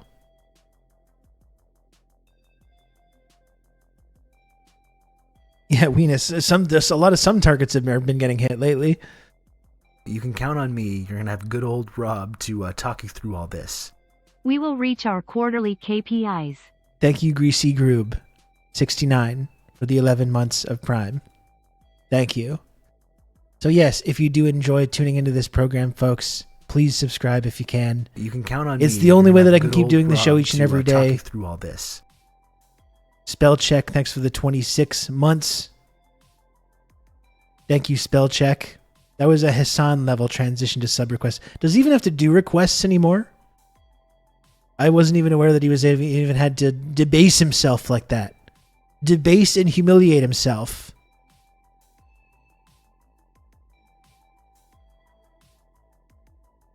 Top of the hour. But folks, this is the fundamental economic reality of doing this show. I love to do this show every day. I love the community. I love hanging out with all you folks each and every day. The only way that I can do it, though, is if the number at the bottom of the screen right down there goes up each and every day. This is just the reality of having a show on Twitch. Capital is thinking quarters. Rob moves the number every single day. That's right. I'm on an hour-by-hour basis. My life revolves around an hour-by-hour basis. What's going on with the number?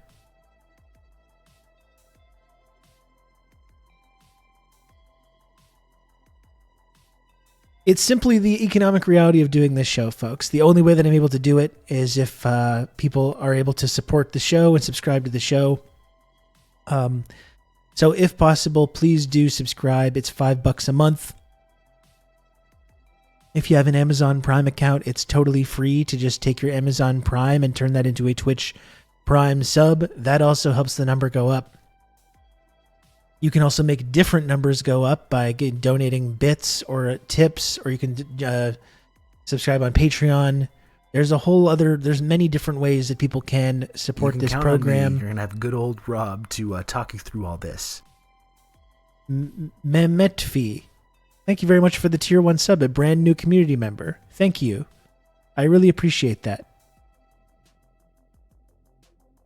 Look at that. Look at that wonderful generosity. And that's the reality, is that the only way that this show is able to stay on the air is through the incredible generosity of the TRRS community members. So if you can, one final call to action here. Please subscribe or gift subs or whatever way that you can help keep the show on the air. All of it is very much appreciated. All of it is very helpful. You can join the baseless, so like Mehmetfi just did. I don't know how to pronounce that name at all.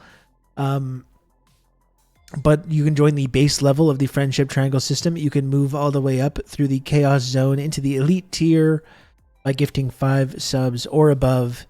Every little bit helps. It's all very, very much appreciated, and we become friends. You can count on me. We become friends Rob to when talk you through subscribe to this program. Thank you, Anon, the most Christ-like of all sub-gifters. Anon, they don't want the They don't want the accolades. They don't want the recognition. They don't want the thanks. They just want to support this program and this community. Thank you, Anon. Again, I appreciate it. Try saying AFA.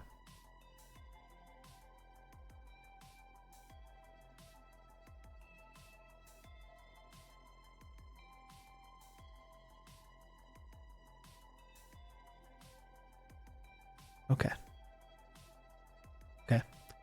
So we do have a hype train going now, folks, one more sub or one more gifted sub would push this hype train out of the station. And no, we can't build actual trains.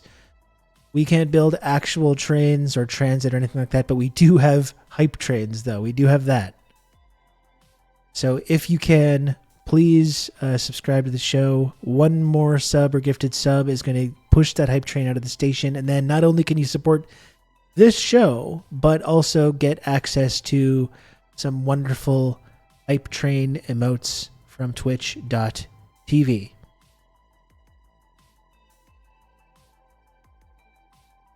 Just like in the DPRK, we need to get out of this hype train and push it ourselves. And not only that, but eventually the train stops and launches a missile from the train.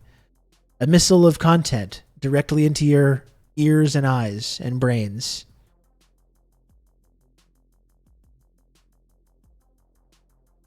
Right? Pretty cool.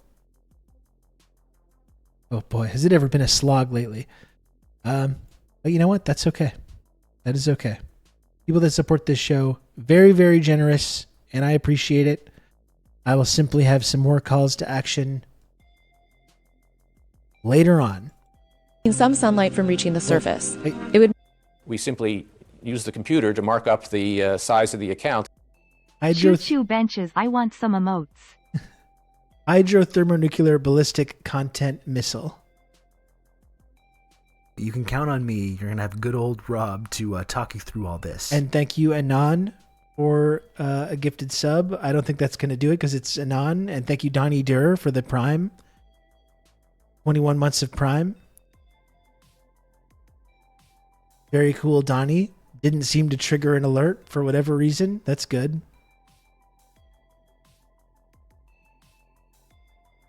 What's funny about that North Korean train pushing story is that when I lived in San Francisco in the 90s, you sometimes had to use the computer to mark up the size of the bus account so that the electric bus could get up the hill if the bus was too crowded. And in addition, I don't even think it was ever even true, the whole thing about pushing the trains. Thank you, Lodane, thank you for 100 bits, Lodane, as well. Although it didn't seem to count for whatever reason. Did not seem to count. Shoot a missile into my bunker. Okay, now we're going down that path. Now we're going down that path. I see.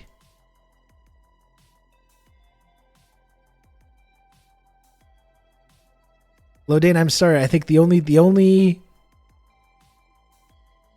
explanation is that people in this community don't want Lodane to have the emotes. And you know what? I think that's a bit messed up. Good old Rob to talk you through all this. I think it's a bit messed up personally, but hey, if that's how people want to act, if they're comfortable with that, what can I say about it? Sean, thank you for a gifted sub. I really appreciate the support, Sean. Thank you.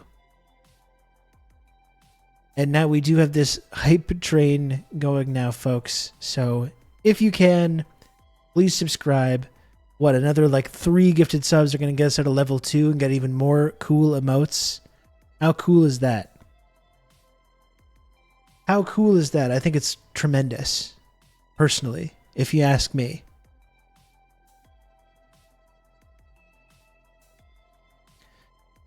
So does anyone else want to support this program, the show that you're currently watching right now? Again, really trying to get to those goals and targets today. It's been a slog this week, and I get it. People are very supportive, not complaining at all. You can count on me. You're going to have good old We got Rob Lodane to, gifting bits and subs now. I feel like this should not be necessary. I really appreciate it. Lodane, thanks for gifting a sub to super obnoxious all caps name.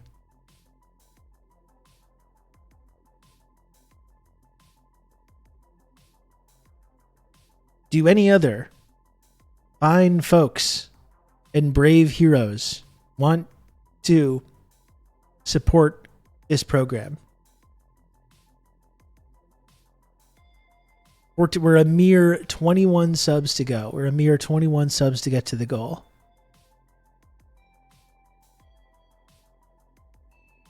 Only 21 subs to go, and only 36 to get to a little song. Bleep Lord, thank you for the 420. Thank you, Bleep Lord. Fart.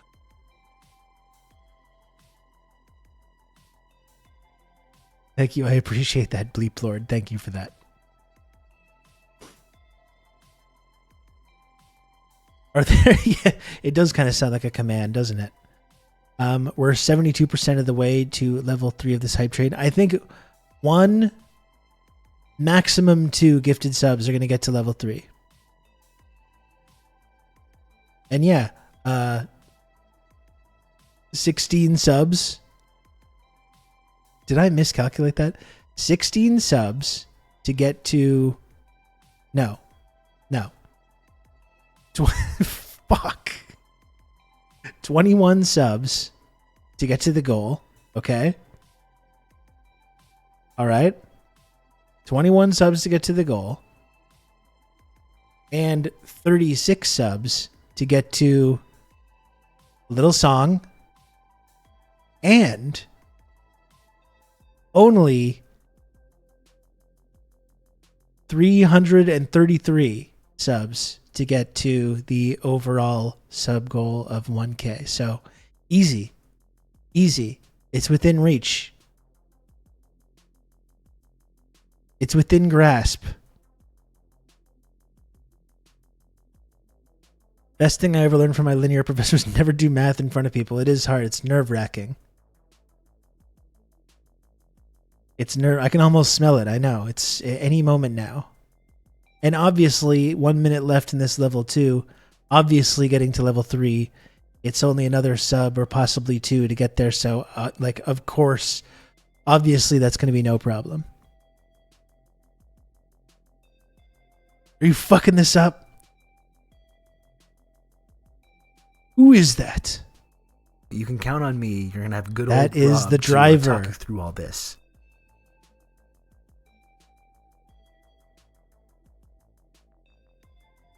You fucked it up.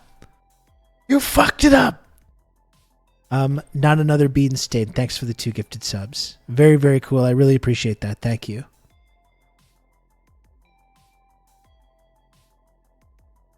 We simply use the computer to mark up the size of the account. I just want Lodane to have more tiny images. Everyone loves the tiny images. And that's the beautiful thing, is that we all get them. Thank you, Mistress of Insanity, for the 200 bits. That's very, very kind. I really, really appreciate it. Cracking my wrist here. Oh. Very cool. So look at that. Only 19 to go. Only 19. One person could play the really cool and rare 20 sub alert and get to the goal. Imagine the courage that would take, the bravery, the heroism. Imagine the heroism that it would take to be the person that stepped forward to do that. I mean, I know most people can't understand it. I can't either. Not a lot of us have the opportunity in life to display that kind of level of courage and commitment, But I would envy the person and the good feeling that they would get, whoever it was.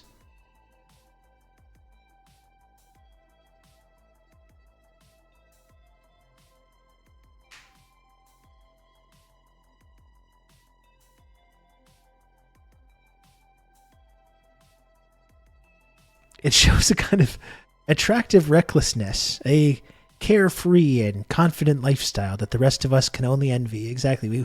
Just imagine being like that. None of us can do it. None of us can, but man.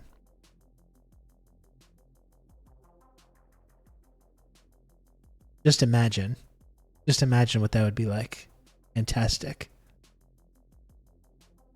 Saint Lotus, what is the tune with your chat wife song? Like, what is that supposed to be? I'm imagining it like the Skyfall, like the Adele James Bond song. Chat wife. Chat wife. Chat wife.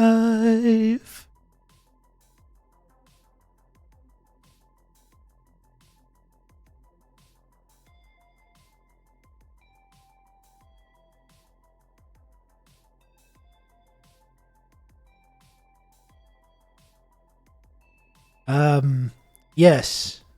So 2 minutes left. I was thinking thong song. That's good too. Ooh, that sub so scandalous. I unironically love the thong song. It's so good. I think it's one of the best pop songs. It's so great.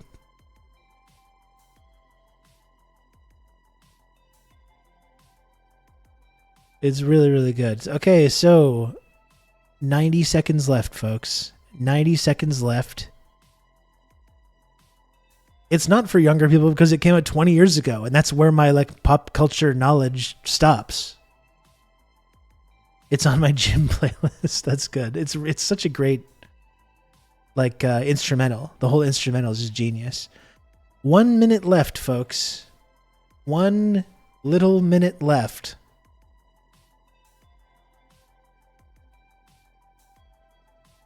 Sing some more. Well, the singing is supposed to happen after a certain point. I don't want to spoil people here.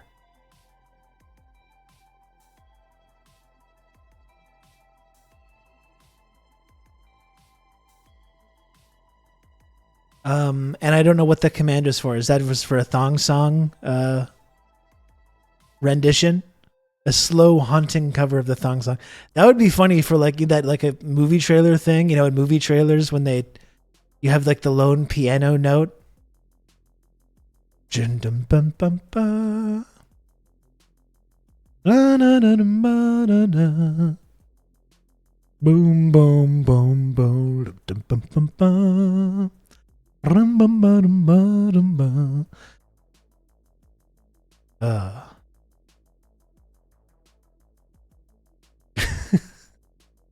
It works.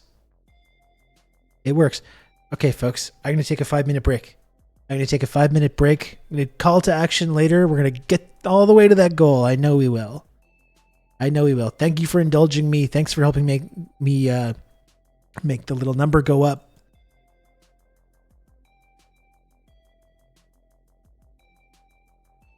We're going to try to make it go up a little bit more later. And I'm confident that we're going to get to that sub goal. You know how confident I am? You know how confident I am that we're going to get to the sub goal? 100%. Thong song in the style of a Jordan Peele horror movie. It works, right? It does. It does. It's kind of it could be kind of haunting, a haunting version, a haunting rendition.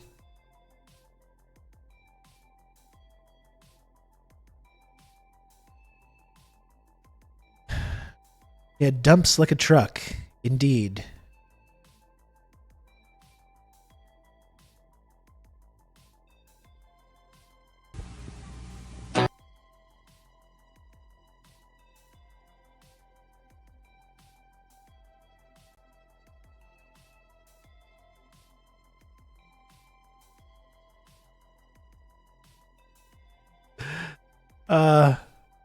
I'll be back in 5 minutes, okay? I'm just taking 5 minutes, gonna fill up my water, stretch the legs, go to the bathroom, what have you. And I'll be right back. Thanks again, everyone, for supporting this program. I really, really do appreciate it a lot. I appreciate you all very much. I'll be back in a moment.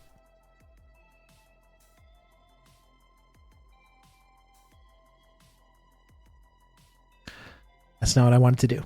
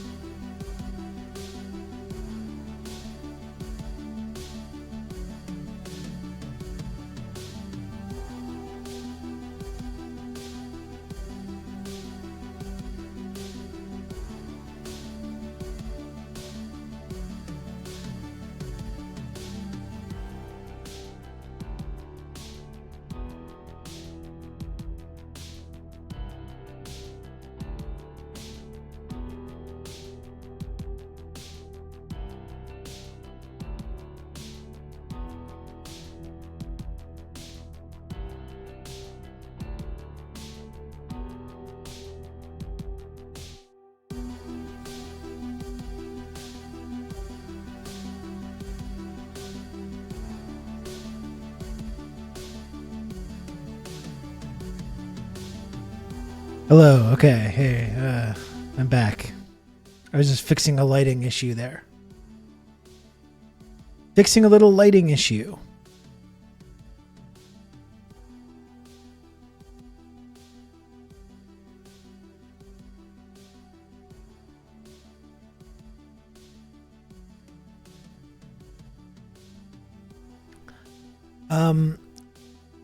Okay, what's next? Let me just get my bearings here. Let me get my bearings before we move on here.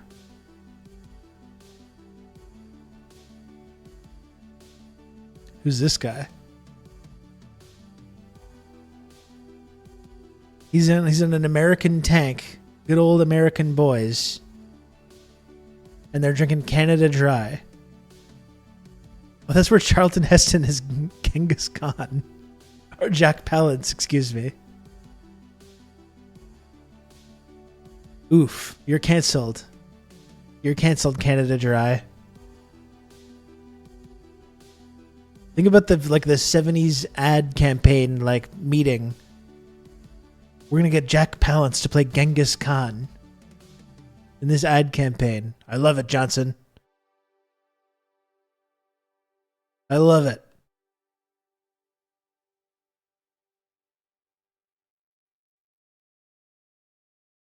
I dominated chat with pop culture during break. Good.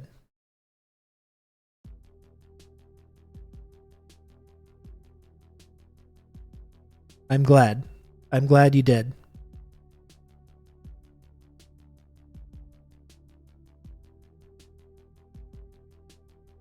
I think you just canceled yourself thinking Jack Palance was Charlton Heston, but I think you just canceled yourself, Old Dutch, by calling Jack Palance Jack Valance.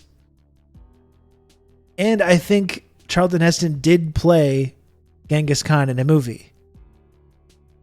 No, so that was John Wayne. Okay. That was John Wayne. It was John Wayne that did a Genghis Khan movie.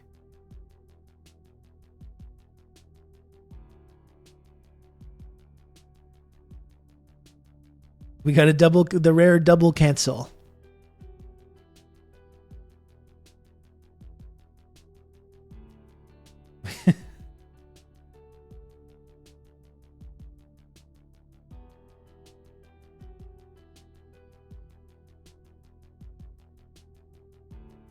Pick up that gun. Pick it up. Pick up the gun.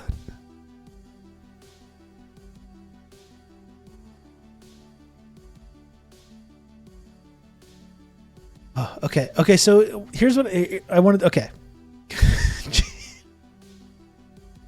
I'm turning into Joe Pesci from Lethal Weapon. Okay.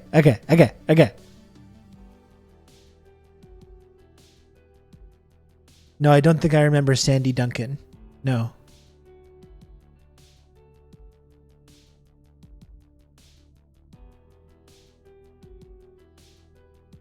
I wanted to take a look at this because, like, we've been talking about, like, there's kind of a shift that's going on with, like, Western media coverage of Israel stuff. And I think it's worth taking a look at this segment because CNN did a segment about these UCLA protests and the agitators there, the outside agitators that were there fighting these protesters at the UCLA encampments.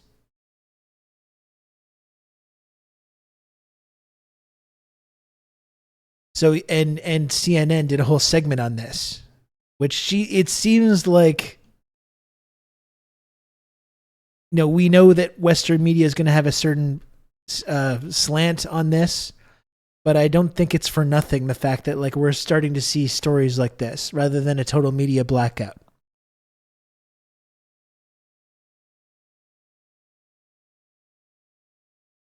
UCLA counter-protest got bloody. Our CNN investigation shows you who was behind the violence and the ones ID'd, not all students. Exactly. So the people that are being violent in these encampments, they are outside agitators. They're outside agitators. And they're the ones that are coming to the encampments to attack these students. It's reflective of the stuff that can't be ignored anymore. Yeah, no, I think it's like, I don't want to start giving credit to these organizations or to suggest that they're, like, going to start doing the right thing. But I think, like, it's interesting that we're seeing this kind of shift happen, that they're talking about this story at all. Outsiders left UCLA protesters beaten and bloody. Let's take a look at this segment.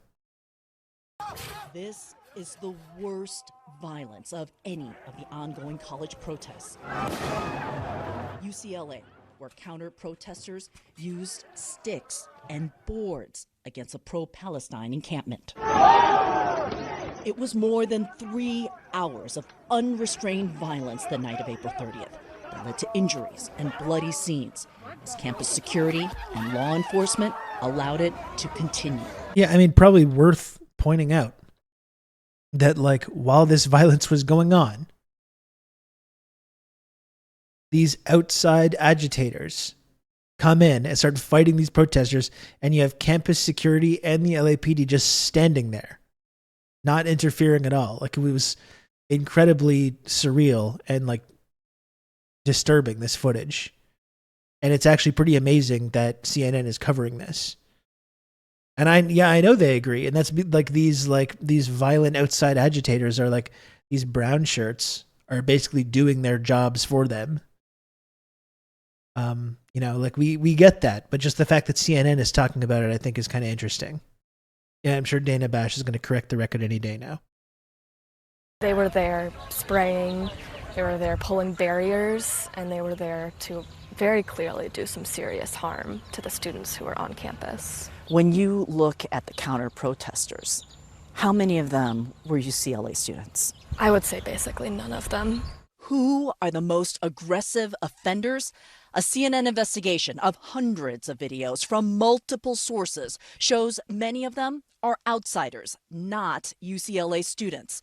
Among the people who showed up that night, far-right with no apparent connection to the Middle East war, others driven by Israel beliefs. Among them, this man. He strikes a pro-Palestine protester with a long white pole and is part of a mob that pummels the man as he falls to the ground. Stop. He's seen in multiple videos wearing this white mask, striking the barriers, throwing objects into the encampment. And I wonder how many of these people have actual ties to the Israeli embassy. Idan On of Beverly Hills, a senior at a local high school. Come inside to the kitchen. How do I get inside? I spoke with his mother. Hi there. Are you Sharon? Hi. How are you? Hi. Let me introduce us. She did not want to be on camera, but quickly identified her son from this picture at UCLA that night. She described in detail how her son found the mask and pole on the ground and said he was defending himself in this fight. On her Facebook page, Idan On's mother posted and circled a screen grab of her son from a local TV station. She wrote in Hebrew, You can count on me. You're going to have good old Rob to talk you through all this. Crackety crack, and thanks for the gifted sub. Really appreciate that. Yes, CNN doxing Zionists. It's kind of interesting, isn't it? And like I was saying, like this is just some Beverly Hills teenager.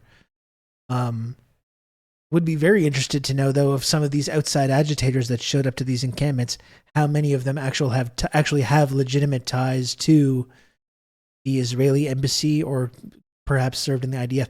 Like we've seen this a number of times already, right? Like people like some of the people that are making these statements about like, I feel so scared. I feel so unsafe. Actual like IDF members, people that have served in the IDF. And like, does that count as like foreign interference or outside agitators? When people have a genuine actual connection to the Israeli embassy or the Israeli military showing up on these campuses to beat the shit out of peaceful students? Do we want to talk about foreign interference or foreign involvement? And then maybe? I don't know. I kind of think we should. Yeah, of course they feel unsafe. They're next to young people and not in a tank. Exactly. And the cops consulting and meeting with these Israeli liaisons, to say nothing of the whole connection between LAPD and other police departments actually being trained by IDF. They're about to say he's literally joining the IDF. Okay, good. Let's listen to this. Idan On's mother posted and circled a screen grab of her son from a local TV station. Fucking dumbass. She wrote in Hebrew, Idan went to bully the Palestinian students in the tents at UCLA. Doxes her own mother son. and father proudly support Israel and defended their son's actions at UCLA, saying he is heading to Israel to join the IDF. After our interview, she texted to say Idan denies being at UCLA. Thanks, Mom. And we're also at the front of the violence. Thanks, Mom. Tom Bibian recorded pulling. It's like the Zionist version of like showing your son's day your baby pictures or something. Yes, he was rioting at UCLA. I'm going to catch charges now, Mom. Thank you. Thank you for that. Plywood, kicking protesters, throwing cones at the students in the encampment, water bottles at protesters, and yelling expletives. We went to ask Bibian why he'd gone to the campus that night. Hi, you're Mr. Bibian. Yeah, can you turn that off? You don't have permission to record me. Bibian was wearing the same jacket he had on in the video from UCLA. He's a Los Angeles resident, age 42, seen at a 2022 pro-Trump protest outside the Los Angeles FBI office. He did not want to explain why. That is a hard 42 years old. That man is this. like You're being a and little rude. That man is like a year and a half older than me. This is what Zionism does to you. I don't think you go to that school, sir. Yeah. And I'm going to call the police if you don't leave. Sure. Okay. We identified Who's this cool Vivian, but CNN other reporter? older men who have no apparent affiliation with UCLA. I mean, you've seen them at how many other events? Lots of different events, school board meetings, city council meetings. Angie Gavant is a Los Angeles area public school mom who's been tracking He right-wing looks like a protesters in boomer. her area. The group who she'd seen protesting gay rights in public schools were drawn to UCLA that night. The revolution ain't happening tonight. Man down, man down. Though they were clearly at UCLA that night, there's no evidence these men participated in the violence. Here comes the Jew song, man. Cover your ears. The man who is live streaming, Narek Polyan, appears to be a persistent agitator who posts anti-Jewish tropes on his social media accounts. But at UCLA, You can count on me. You're going to have good old Rob to talk you through all this. June Sung, thanks for the 14 months of Prime. Very much appreciated. Thank you. pro-Israel crowd. Hi, I'm Tian Anti-Semites in the pro-Israel crowd, you don't say. That he has a child at UCLA, though a student didn't accompany him that night. You don't say. That he had good intentions. I was definitely keeping the peace. Okay, at least trying to. You weren't there to make it worse? No, of course I wasn't there to make it worse. Doesn't seem like they were keeping the peace. Say it, but I was expecting us to start working on an obituary the next day. It honestly I is a thought miracle something that none of these serious students would have been happen killed yet. To the students in the That footage was absolutely insane. Do you feel like they won? Based on the way they were cheering when the police arrived Tuesday night, I think they might feel that they won. Yeah, seriously, St. Lotus. Like, it's funny, they're chanting USA because they support a foreign country. Like, how does that fucking make sense? USA, USA. It's like you're literally out there supporting another country. You fucking idiots. Yeah, but seriously, like, what is this? Who's this one cool journalist that works for CNN? Like, Christ, can we hire some more people like this in our media? Like, it speaks to like how low the bar is in media, in like mainstream media coverage of like issues related to Israel, is that we see this and it's like, it's crazy and shocking. The very fact that someone actually did their jobs as a journalist to go and investigate the source of these agitators that showed up to act as like Zionist brown shirts, and someone actually did journalism. It's like genuinely kind of shocking. They're admitting that's an extension of U.S. power. Yeah, that's right. They fundamentally understand this. Yeah, Dr. Maggot, like this, it's genuinely so surprising seeing someone on CNN just doing their basic job.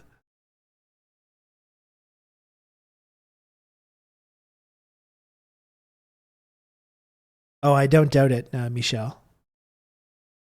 CNN is Hamas, Biden Hamas, the whole damn system is Hamas. Protect this journalist. I don't want to go too far down that path because I'm sure if we investigate, I'm sure there's other stories or other stances that we're not going to agree with as much, but I genuinely find it like surprising, the fact that CNN ran this story and you have a journalist that's actually doing her fucking job on this. It's actually kind of amazing.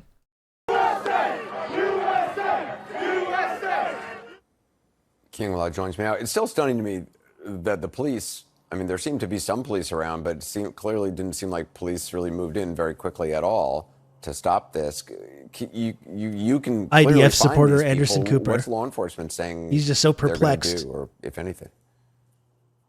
They're not going to do shit, Anderson. That's a very good question, and we actually asked them. We went to the key law enforcement agencies. We started with UCLA Police Department. We reached out to them via email, their office line, text messages, cell phones, and despite our numerous attempts and very specific questions, we did not get any response, This footage is a just clear crazy. response about their response that night or any follow-up investigation. We also reached out to the CHP and LAPD. They referred back to the UCLA Police Department. And back to your question, Anderson, I mean, we did identify not just the folks that you saw in the story, but additional people. You'll see them in that story that we'll post tomorrow morning on CNN.com. All right, Anderson. Well, thanks very much. Still ahead. And yeah, he's probably pissed off to be discussing this, although this is the kind of thing that people like Anderson Cooper, it gives them this kind of like false sense of sort of like journalistic objectivity though. So I'm sure on that level, he's like, this is giving me some credibility now. And now I can just go back to like fundamentally just never questioning anything and just like having this pro-IDF, pro-Israel slant to everything. But yeah, I think it's pretty incredible that CNN produced this piece, honestly. And I don't know if it's evidence of something, but it's like there definitely is a sort of like shift that's going on where they feel the need to start telling these kinds of stories.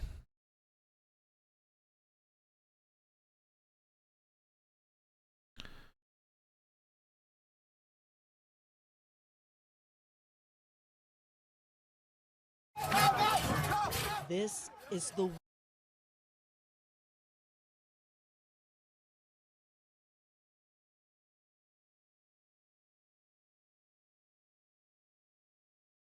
What's this? This is Katie Harper sharing for something. Place in America.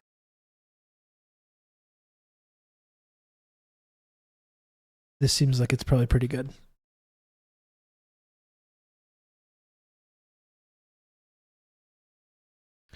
To be clear, it's literally just both sides. Journalism, just Zionists are so unhinged that if you let them talk, they'll just destroy themselves. Yeah. For sure.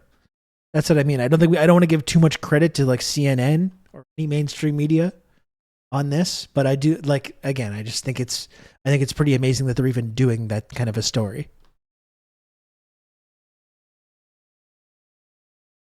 For anti-Semitism or hate speech or threats of violence of any kind. A research scholar at Arizona State University named Jonathan Udelman has been placed on leave after he was filmed harassing a woman in a hijab. That's right.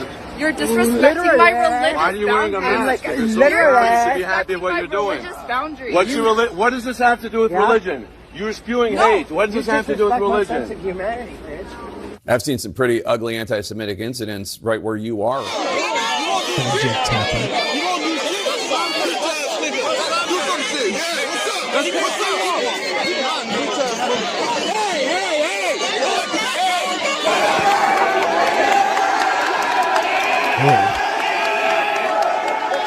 These guys.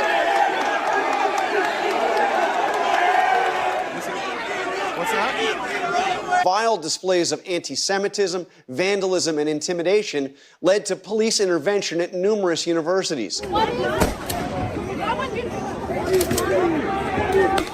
As we talked about, those rubber bullets are supposed to bounce off the ground. Look at these smiling pigs, too. They just love this shit. So my tax dollars are supporting this Jew hating? No, you I don't think all the so. tents. By News 9 shows the moment Dartmouth College professor Annalise Orlek was arrested by police during last night's protest. The 65-year-old says she was among a handful of professors who showed up to support students. Orlek, who's been a professor at Dartmouth for more than 3 decades, says part of her bail condition is being banned from Dartmouth's campus. My message is stop weaponizing anti-Semitism, talk to your students, talk to your staff. Don't assault 65-year-old women in the name of keeping the campus When my safe. tax dollars support a Making Holocaust, Jewish that's students great. feel That's totally unsafe fine. at their own schools is unacceptable, and it is happening way too much right now. Harkening back to the 1930s in Europe, and I do not say that lightly. I was, so protecting the psychotic. encampment from the Zionists.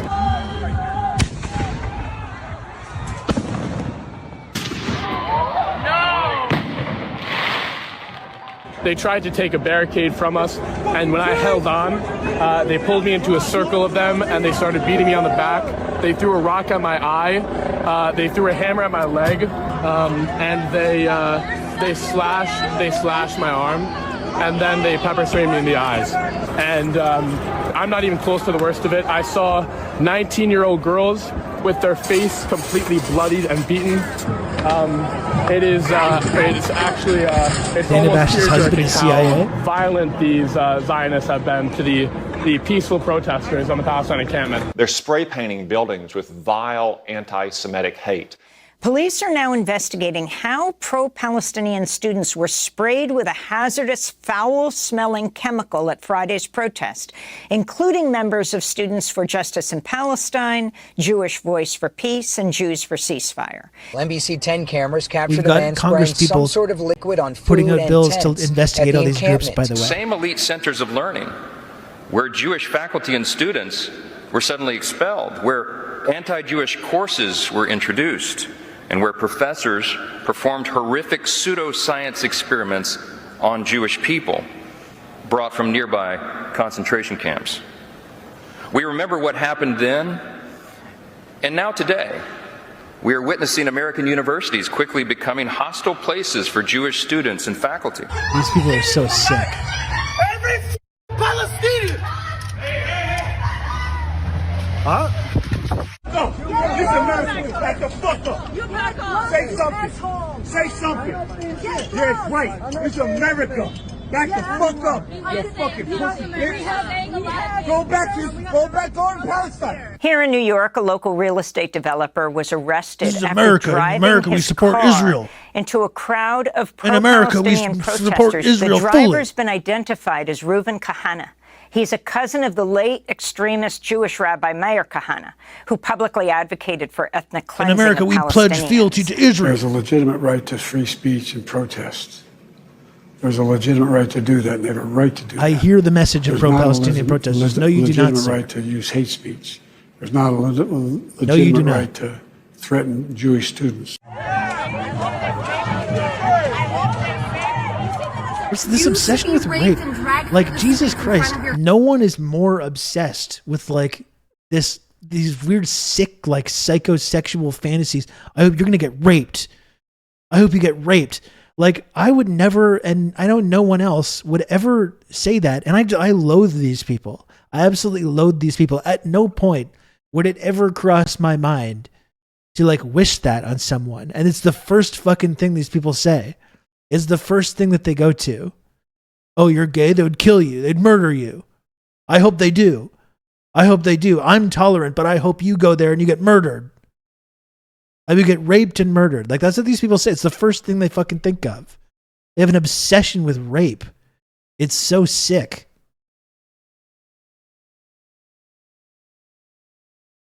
Yeah, and it's interesting, the connection with TERFs as well. You're right. Yeah, they have that same kind of obsession. It's fucking bizarre. Stop projecting your shit out onto other people. Your sick psychosexual obsessions that you have.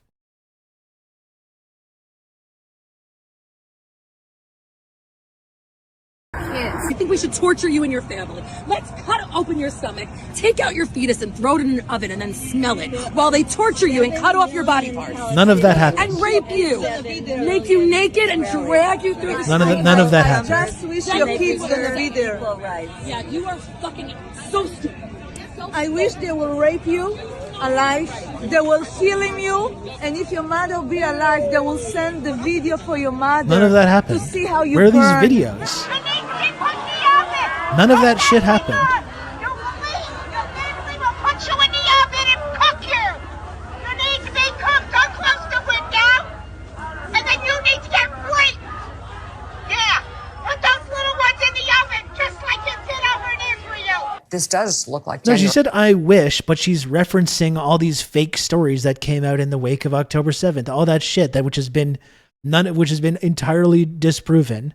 All the shit about cutting fetuses and like beheading babies and babies in ovens. None of that happened. But of course, these people are living in this delusional, like psychotic fantasy world where all of that is true. And yeah, it is just an expression of their own psychotic fantasies. January 6th. What a terrible example for our students. It's now in the realm of violence. It's in the realm of hatred. We will secure America against you enemies, against you traitors, against you barbarians.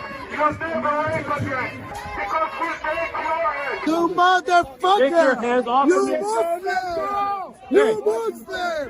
We Get your hands off me. Get your hands off me. They all claim to have seen videos that don't exist, even the President of the United States. Why are they all so unattractive? These things are not unrelated. I'm telling you. Attractive, smart people don't behave like this. Flatten it. Flatten Gaza. We gotta wipe them off the fucking map. I'm talking about every fucking flatten them like a parking lot. Yeah, wait. Flatten them out once and There's for all. nothing else you can do. Kill all Palestinians, all of them. Not one left from the river to the sea. Palestine will be deceased. Jews forced to keep their hide, their keepers on their baseball hats, tuck their Jewish stars into their shirts. On college campuses, Jewish students blocked, harassed. I'm glad that Katie did this video because it's really interesting seeing the discrepancy between Biden and people in the media and what they're saying versus like the actual reality.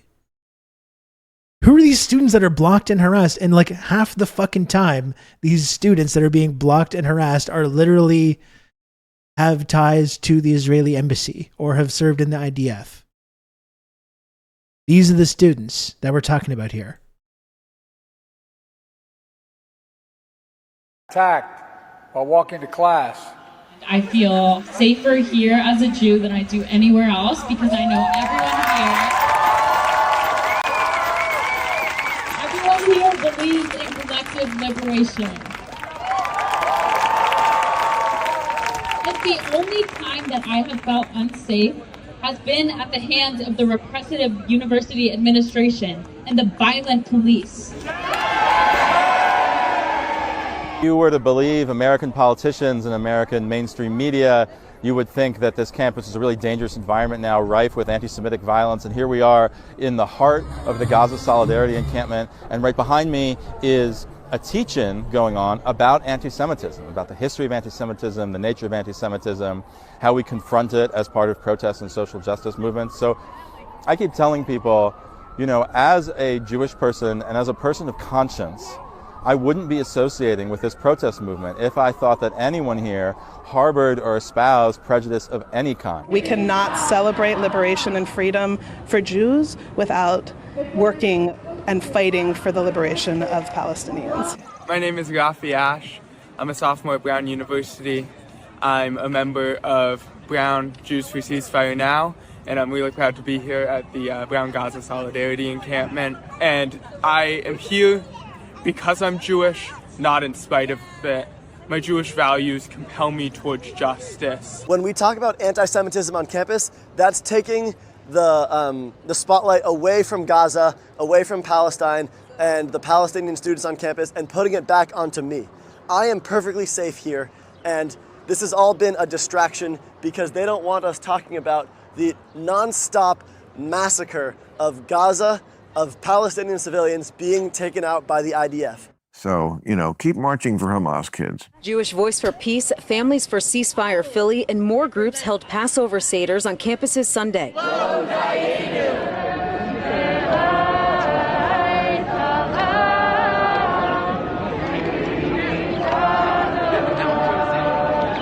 Jewish community members said they felt a greater responsibility to show up tonight to publicly stand against what Israel is doing. As the sun set Friday night, dozens gathered for the Shabbat blessing at UCSD, just feet away from the Gaza Solidarity encampment. Jewish faculty and students joined the Shabbat celebration, applauding the students' bravery for standing up for the Palestinian people. I am a Jewish student here at UCLA. Personally, I don't find any of the rhetoric here at the UCLA Palestine Solidarity encampment to be anti-Semitic. I joined this encampment because for me, never again is never again for anyone.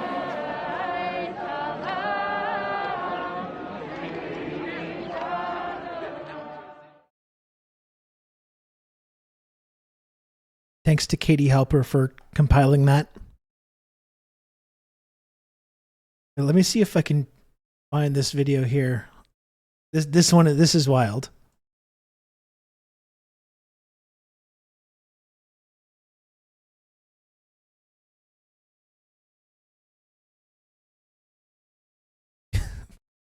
Just look at this shit. Number of Jewish students. Here's the, like, through the Verhoeven-esque, like, right-wing media prism, how they're covering it.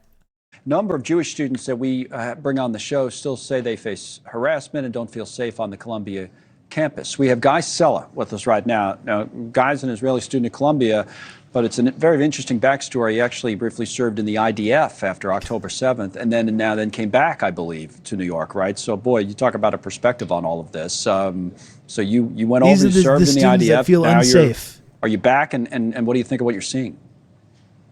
First of all, thank you so much for having me. The situation These are the is students just that feel horrific. unsafe.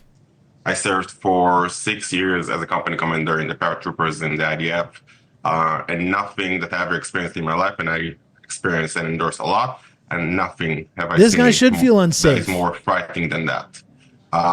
Just a mob of students that are advocating for violence, fueling hate, calling names and violence is just crazy. Has it been directed personally at you? And if so, what were the examples that you could share, if you can share them? So first of all, I want to say that I believe, in my belief, most of Jewish students and Israeli students have encountered at least one anti-Semitic act in the past 6 months.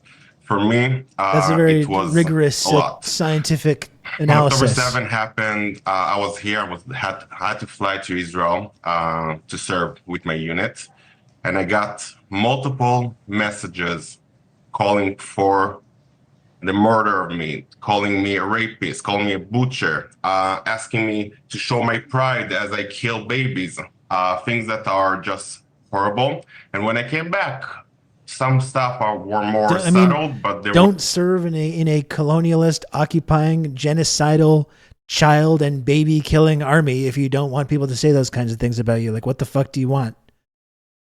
What do you want? Do you know how many images of dead kids that I've seen just in the last 7 months, just in the last few days? I'm sure everyone has seen the video of those going around of like a child with his head completely like cracked open. And this man served in the army that was responsible for that. So it's a pretty like obvious and easy to understand explanation for why he's getting those kinds of comments.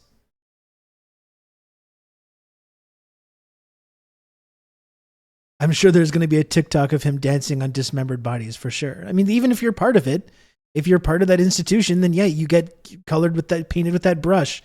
Too fucking bad. Cry me a river.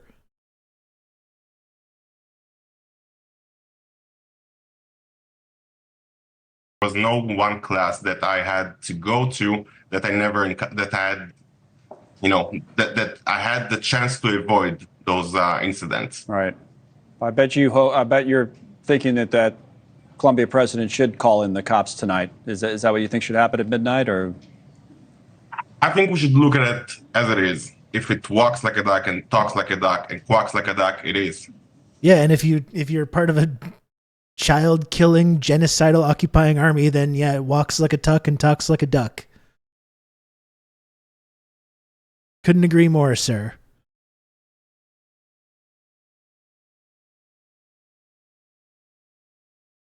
And if they have symbols of a terror organization, they call for violence. One of the student leaders of SJP today, they released a video of him calling for the murder of Zionists. Okay, SJP, what does that stand for? What's that acronym stand for?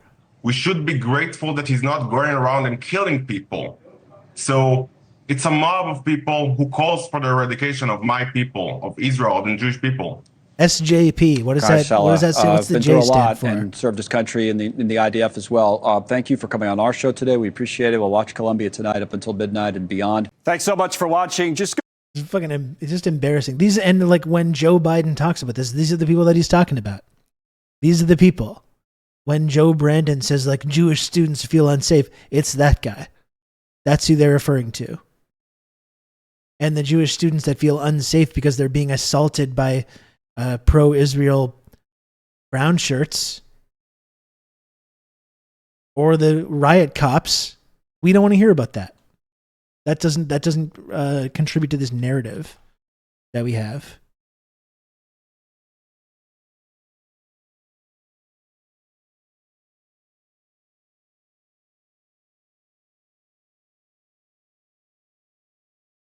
This News Nation stuff. I mean, it's so.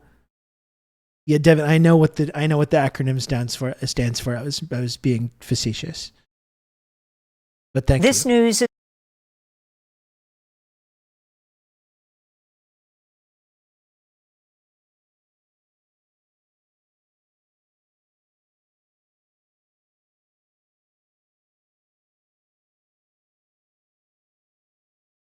God, did you see the footage of like in the West Bank, these Israeli settlers attacked a truck driver? A Palestinian truck driver beat this man severely because they thought he was delivering aid to Gaza, which he was not doing. But that was their excuse. It was like, oh, we thought he was delivering aid to Gaza. That was their excuse for beating this man.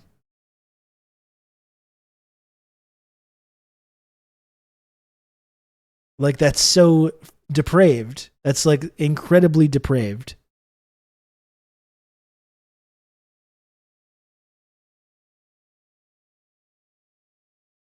This news is funded by viewers like you. Please support our work at democracynow.org/give. This is Democracy Now!, democracynow.org, The War and Peace Report. I'm Amy Goodman with Nermeen Sheikh. Israeli forces have Rob, a month or so ago, someone flew a Palestinian flag from up high near a bank, whatever that controversy was. No, it was Spider-Man. It was Spider-Man was waving a Palestinian flag outside of Mount Sinai Hospital. So really, these two things are pretty much the same. What a scary climate that is. Hacked humanitarian aid convoys and buildings in Gaza at least 8 times since October, despite being given coordinates to ensure their protection. That's according to a new report by Human Rights Watch published this week. Israeli authorities did not issue advance warnings to any of the aid organizations before the attacks. In the 8 incidents documented by Human Rights Watch, Israeli forces killed at least 15 people, including 2 children, and injured at least 16 others.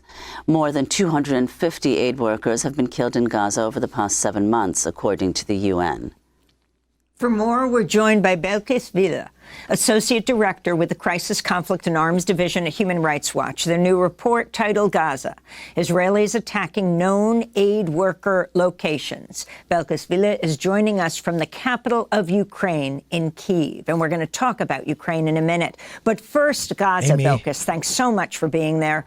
Can you describe what you found? It's interesting that in the last few days, yet another UN worker was killed. And Israel claimed that they weren't given the coordinates of where they were. But if you can talk about the fact that when they know the coordinates, these places, these aid workers and areas are attacked. Absolutely. Make the connection, in armed Amy. conflicts around the world, there's something known as a humanitarian deconfliction system. This is a system employed where aid organizations, UN agencies will transmit to the warring parties GPS coordinates of their locations, both moving convoys and fixed locations like guest houses where their staff are sleeping, or, hospitals, other facilities where they're operating. And the intention of transmitting those coordinates is to ensure that those locations do not come under attack, because this is where aid activities are being carried out. And what's really striking in the context of Gaza and these military operations is how many times we've seen attacks on aid workers, whether it's in their guest houses or, again, as they're moving in convoy, where those attacks come exactly at the locations that the Israeli authorities know about. In some cases, these were convoys that actually took the routes that the Israeli military told them to take, and they were still bombed, with some people being killed along those routes with no prior warning. And Belkis, if you could just give us a comparative sense, how effective is this deconfliction system in other war zones that you've worked in? And then talk about some of the incidents that you document in this report, the attacks on convoys from Doctors Without Borders to the International Rescue Committee, the World Central Kitchen, and so on. Absolutely. Aid workers, unfortunately, die in conflict zones. That's not something unique. But I think what's really unique in the context of Gaza is the high number in such a short period of time. As you said earlier, over 250 aid workers have been killed since October in Gaza. That is extremely high. I cannot think of seeing a number that high in any other conflict that I've worked on in that same period of time. Deconfliction is a process that normally works, and sophisticated militaries have a way of doing deconfliction effectively when they want to do it effectively. In this report, we look at various incidents. As you said, there were attacks on guest houses of Doctors Without Borders, MSF, and indeed one of their convoys. There was also one particularly egregious attack. It was on a guest house of a medical team that was a joint team of an NGO called MAP and IRC, the International Rescue Committee. And this guest house was surrounded by nothing. It's near the beach, so it was just sand all around the building, no other buildings, no vehicles. And there was a massive airstrike on the wall next to the guest house. It blew through the wall. It damaged the guest house significantly, injured people inside. And this, again, was an incident where we know both MAP and IRC had multiple times shared their coordinates directly with the Israeli authorities, with the UN, which shared it with the Israeli authorities, and even with the British government, which shared it with the Israeli authorities, and yet they came under attack. And if you could talk about, Belkis, I mean, all of this happening in the context of this massive humanitarian crisis unfolding in Gaza. Human Rights Watch has also accused Israel of using starvation as a weapon of war. If you could talk about that, as well as the attacks on health facilities, on so many hospitals in Gaza in the last 7 months. Absolutely. As you said, it's so important to see these attacks within the broader context. Every single aid group that we have spoken to that is operating right now inside of Gaza, those that came under attack and those who are also operating in Gaza and fearful of coming under attack, have told us very clearly that these attacks on aid workers have significantly limited their ability to meet the ongoing famine in some areas, as you said, impending famine in others. They're so worried about their own staff being killed that they're actually having to decide to send less people into Gaza, knowing that they're opening them up to the risk of being killed. And when inside Gaza, severely limiting their movements and minimizing their aid footprint just so that they can minimize the chance of coming under attack. As you said, these attacks have hit hospitals. We've also seen a severe restriction put in place by the Israeli military, preventing aid organizations and the UN bringing aid directly to northern Gaza, where the humanitarian situation is by far the worst. And Belkis, let's talk about, the support that Israel continues to receive from the U.S. despite... It does suck, but that's the thing about Ukraine is we're already in told you so territory. We're already there. We don't need to wait for the next step. I think we've been proven right on that already, which is not good. You know, it's not a nice feeling, but we're already in we told you so territory. The fact that a recent long-awaited State Department After all of this, report how can we leave the has IOF laid as out occupying power? several suspected international human rights violations by Israel, and says that Israel likely used U.S.-supplied weapons Israel in, is quote, going the way of Rhodesia. incidents that raise concerns. That's what's happening. And yet, despite this report, the Biden administration suggests no changes in policy or any consequences against Israel. What are you calling on the U.S. to do? Well, first, to take that report head on, frankly, it is surprising to have seen this conclusion that the U.S. government does not have enough information to be sure whether violations of international humanitarian law have occurred, specific ones. Human Rights Watch, Amnesty International, Oxfam, and many other organizations provided hundreds of pages of evidence to the U.S. government exactly about international humanitarian law violations being conducted by Israel in Gaza. And this report also said that it could not determine and did not have enough information about whether Israel was blocking aid into Gaza or these violations of international We just don't have the humanitarian information. law. That is shocking. How is this aid not from getting the in U.S., here? such a close partner to Israel that surely should have access to this kind of information, including their rules of engagement, including the obstacles being put in place on aid coming in and out of the country. As you said, the United States absolutely has to start doing more to limit military assistance to Israel. We're calling on an arms embargo on all warring parties because of the violations being carried out. And it needs to do far more to protect civilians more broadly. We got to see the data like this. How is this aid not getting in? We just don't know. If only we knew. If only we knew how this was happening.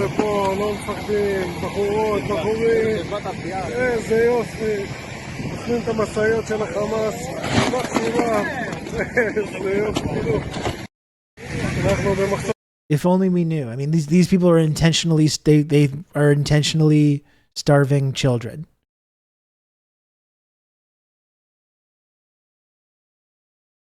Does anyone have the clip? I've been trying to find it. There's a clip of like it's turned into this whole family activity where there's like Israeli children. And again, going back to always the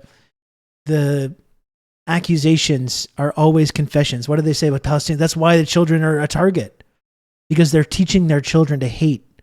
They're teaching their children to hate Israelis. That's why all these little children are just little Hamas. They're little Hamas, former future terrorists.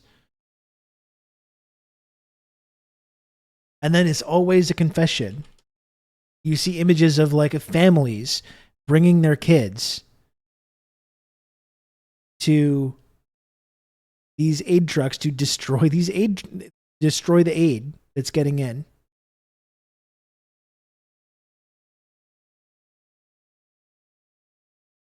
Does anyone have the example that I'm talking about? Because I saw there was a viral clip going around.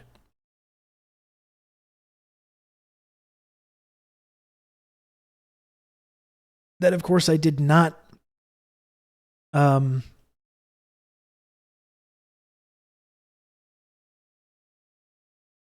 of course, I did not save. Now I'm trying to find it.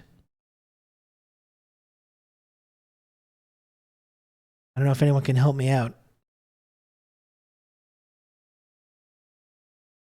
I don't know if anyone can help me out and do my basic job for me.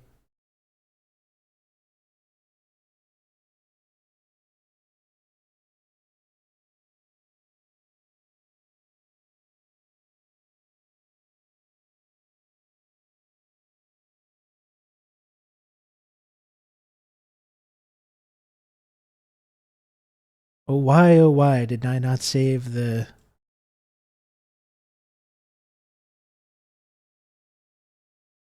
Why did I not save the clip?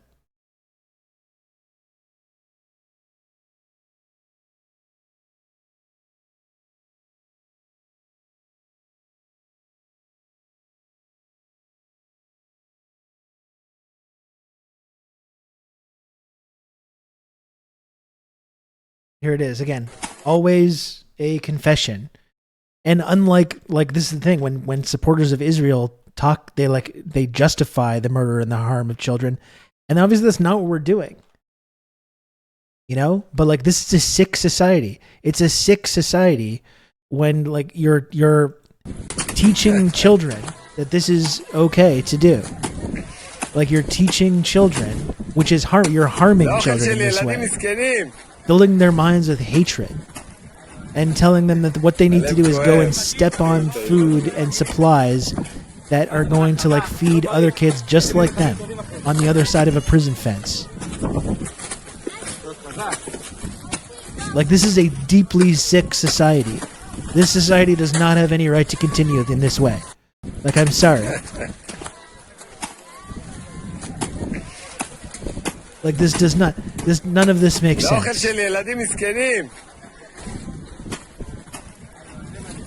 This is not a society that has any right to continue going on like this.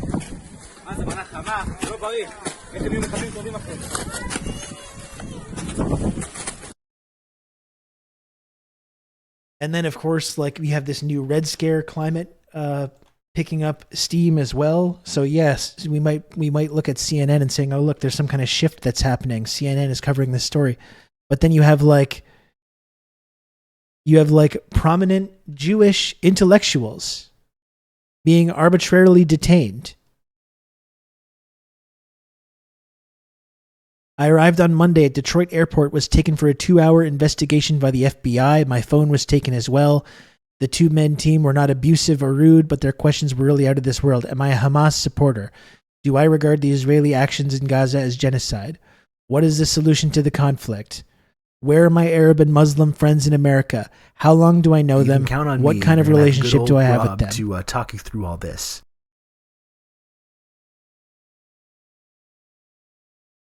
Diego, thank you for a gifted sub. I appreciate it. This is like a prominent Jewish historian. And we're doing this in the name of protecting people from anti-Semitism. And like other people have pointed out too, this is not anti-Semitism. This is not college kids on campuses with tiki torches. This is backed by the power of the state and the FBI.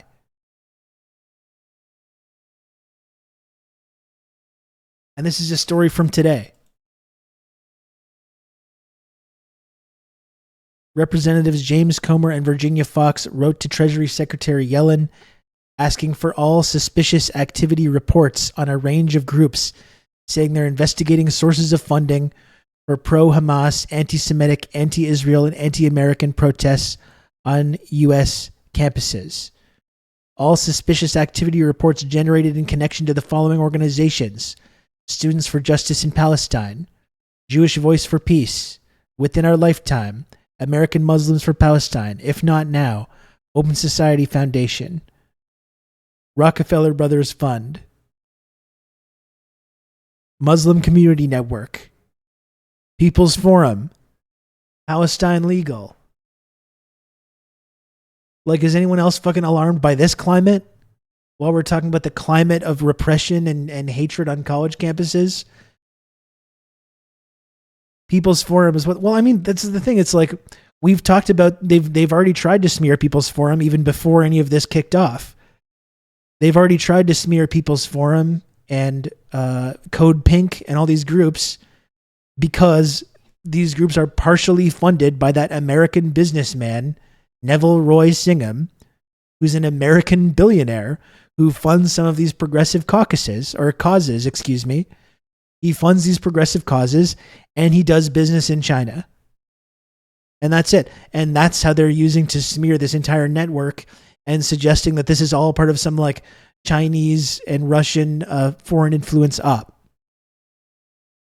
Because these groups, Code Pink and People's Forum and these connected groups, are funded by Neville Roy Singham, who does business in China. That's all. That's the link. So this new era of like McCarthyism that we're headed towards, this new Red Scare, it's fucking scary.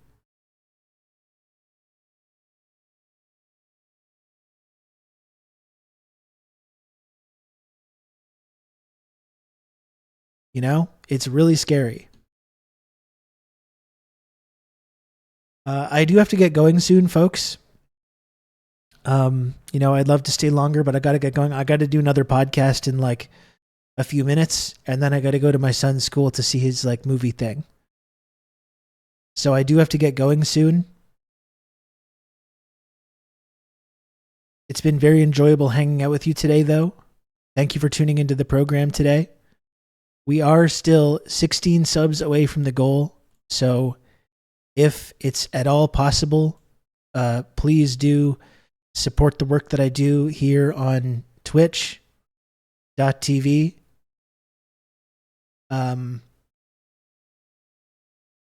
The only way that I'm able to keep doing these shows, folks, is through the incredible generosity of the TRRS community.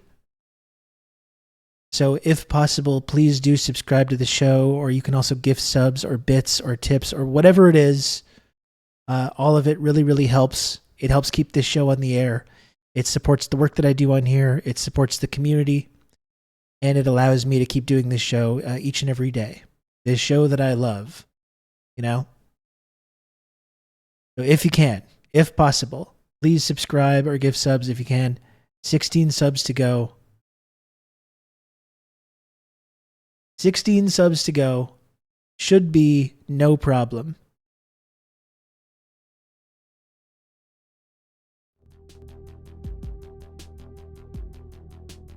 And then I must go. And then I must go after that.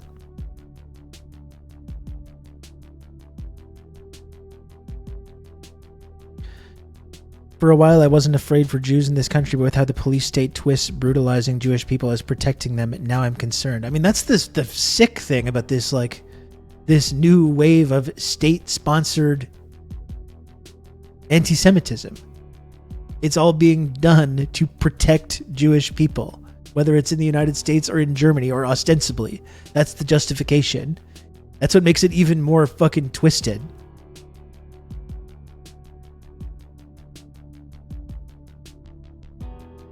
It's incredibly disturbing and dystopian.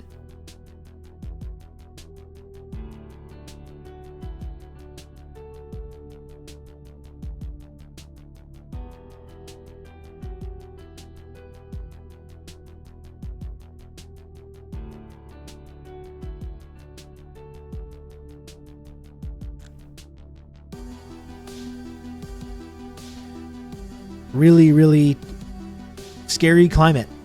As much as they fearmonger about this scary climate on campuses, like, this is the actual scary climate that we're heading towards right now.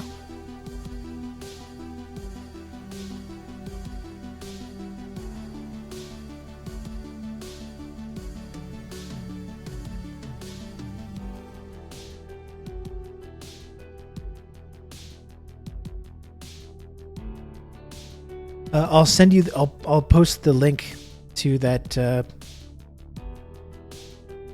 tweet from Jeremy Scahill there, Old Dutch. It's asking for suspicious activity reports.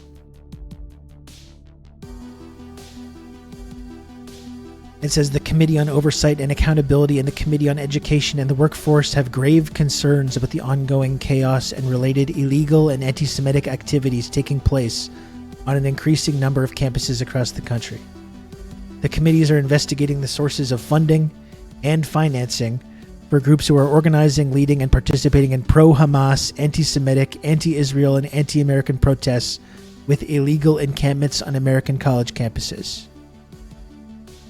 This investigation relates both to malign influence on college campuses and to the national security implications of such influence on faculty and student organizations.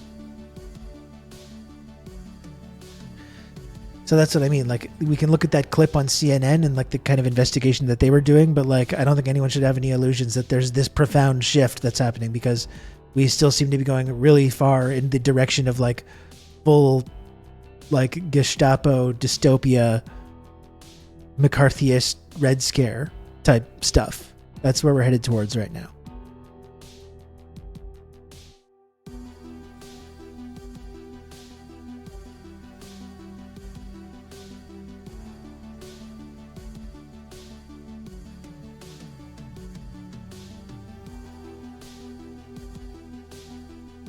Pretty fucking creepy, if you ask me.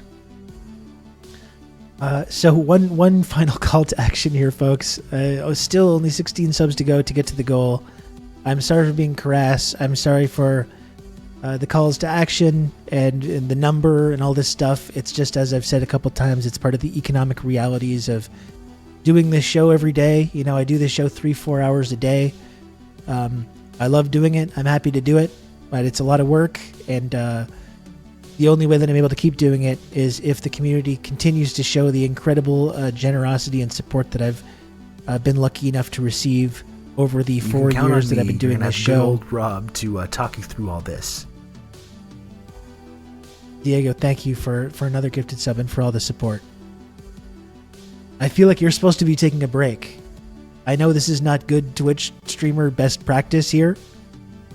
Diego, I think you're supposed to be on a timeout here, if I recall correctly.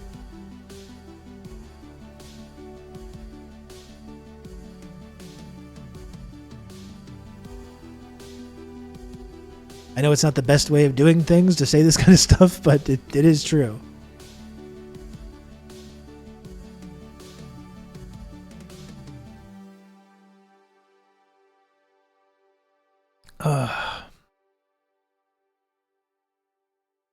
Okay, well, I'm not going to keep cracking the whip. People have been very supportive of this show. That believe that's not lost on me. I really do need to be hitting these targets on a daily basis, but you know, there's not much I can really do. I'm not going to start yelling at you. I'm not going to start yelling at you and berating you, chat. Okay, that's not what I'm about.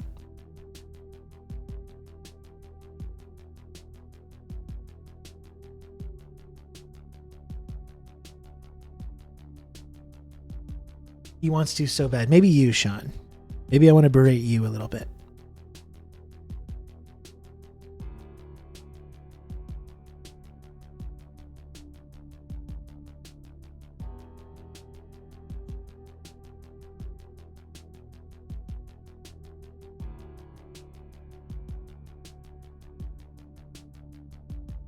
We're going to go ahead and raid our friend Hildy.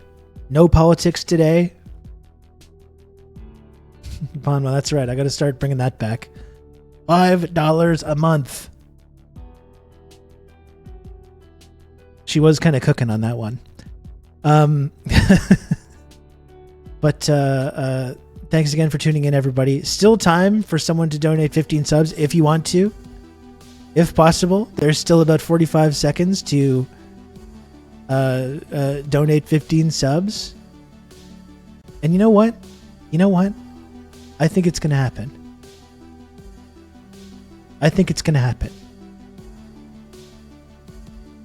I think some brave hero in the next 25 seconds is going to come through and support this community with a very generous 15 subs to get to the goal. I'm very confident. I'm very confident that this is going to happen.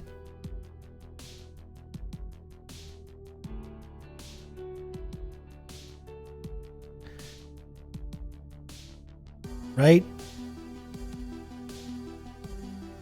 Now.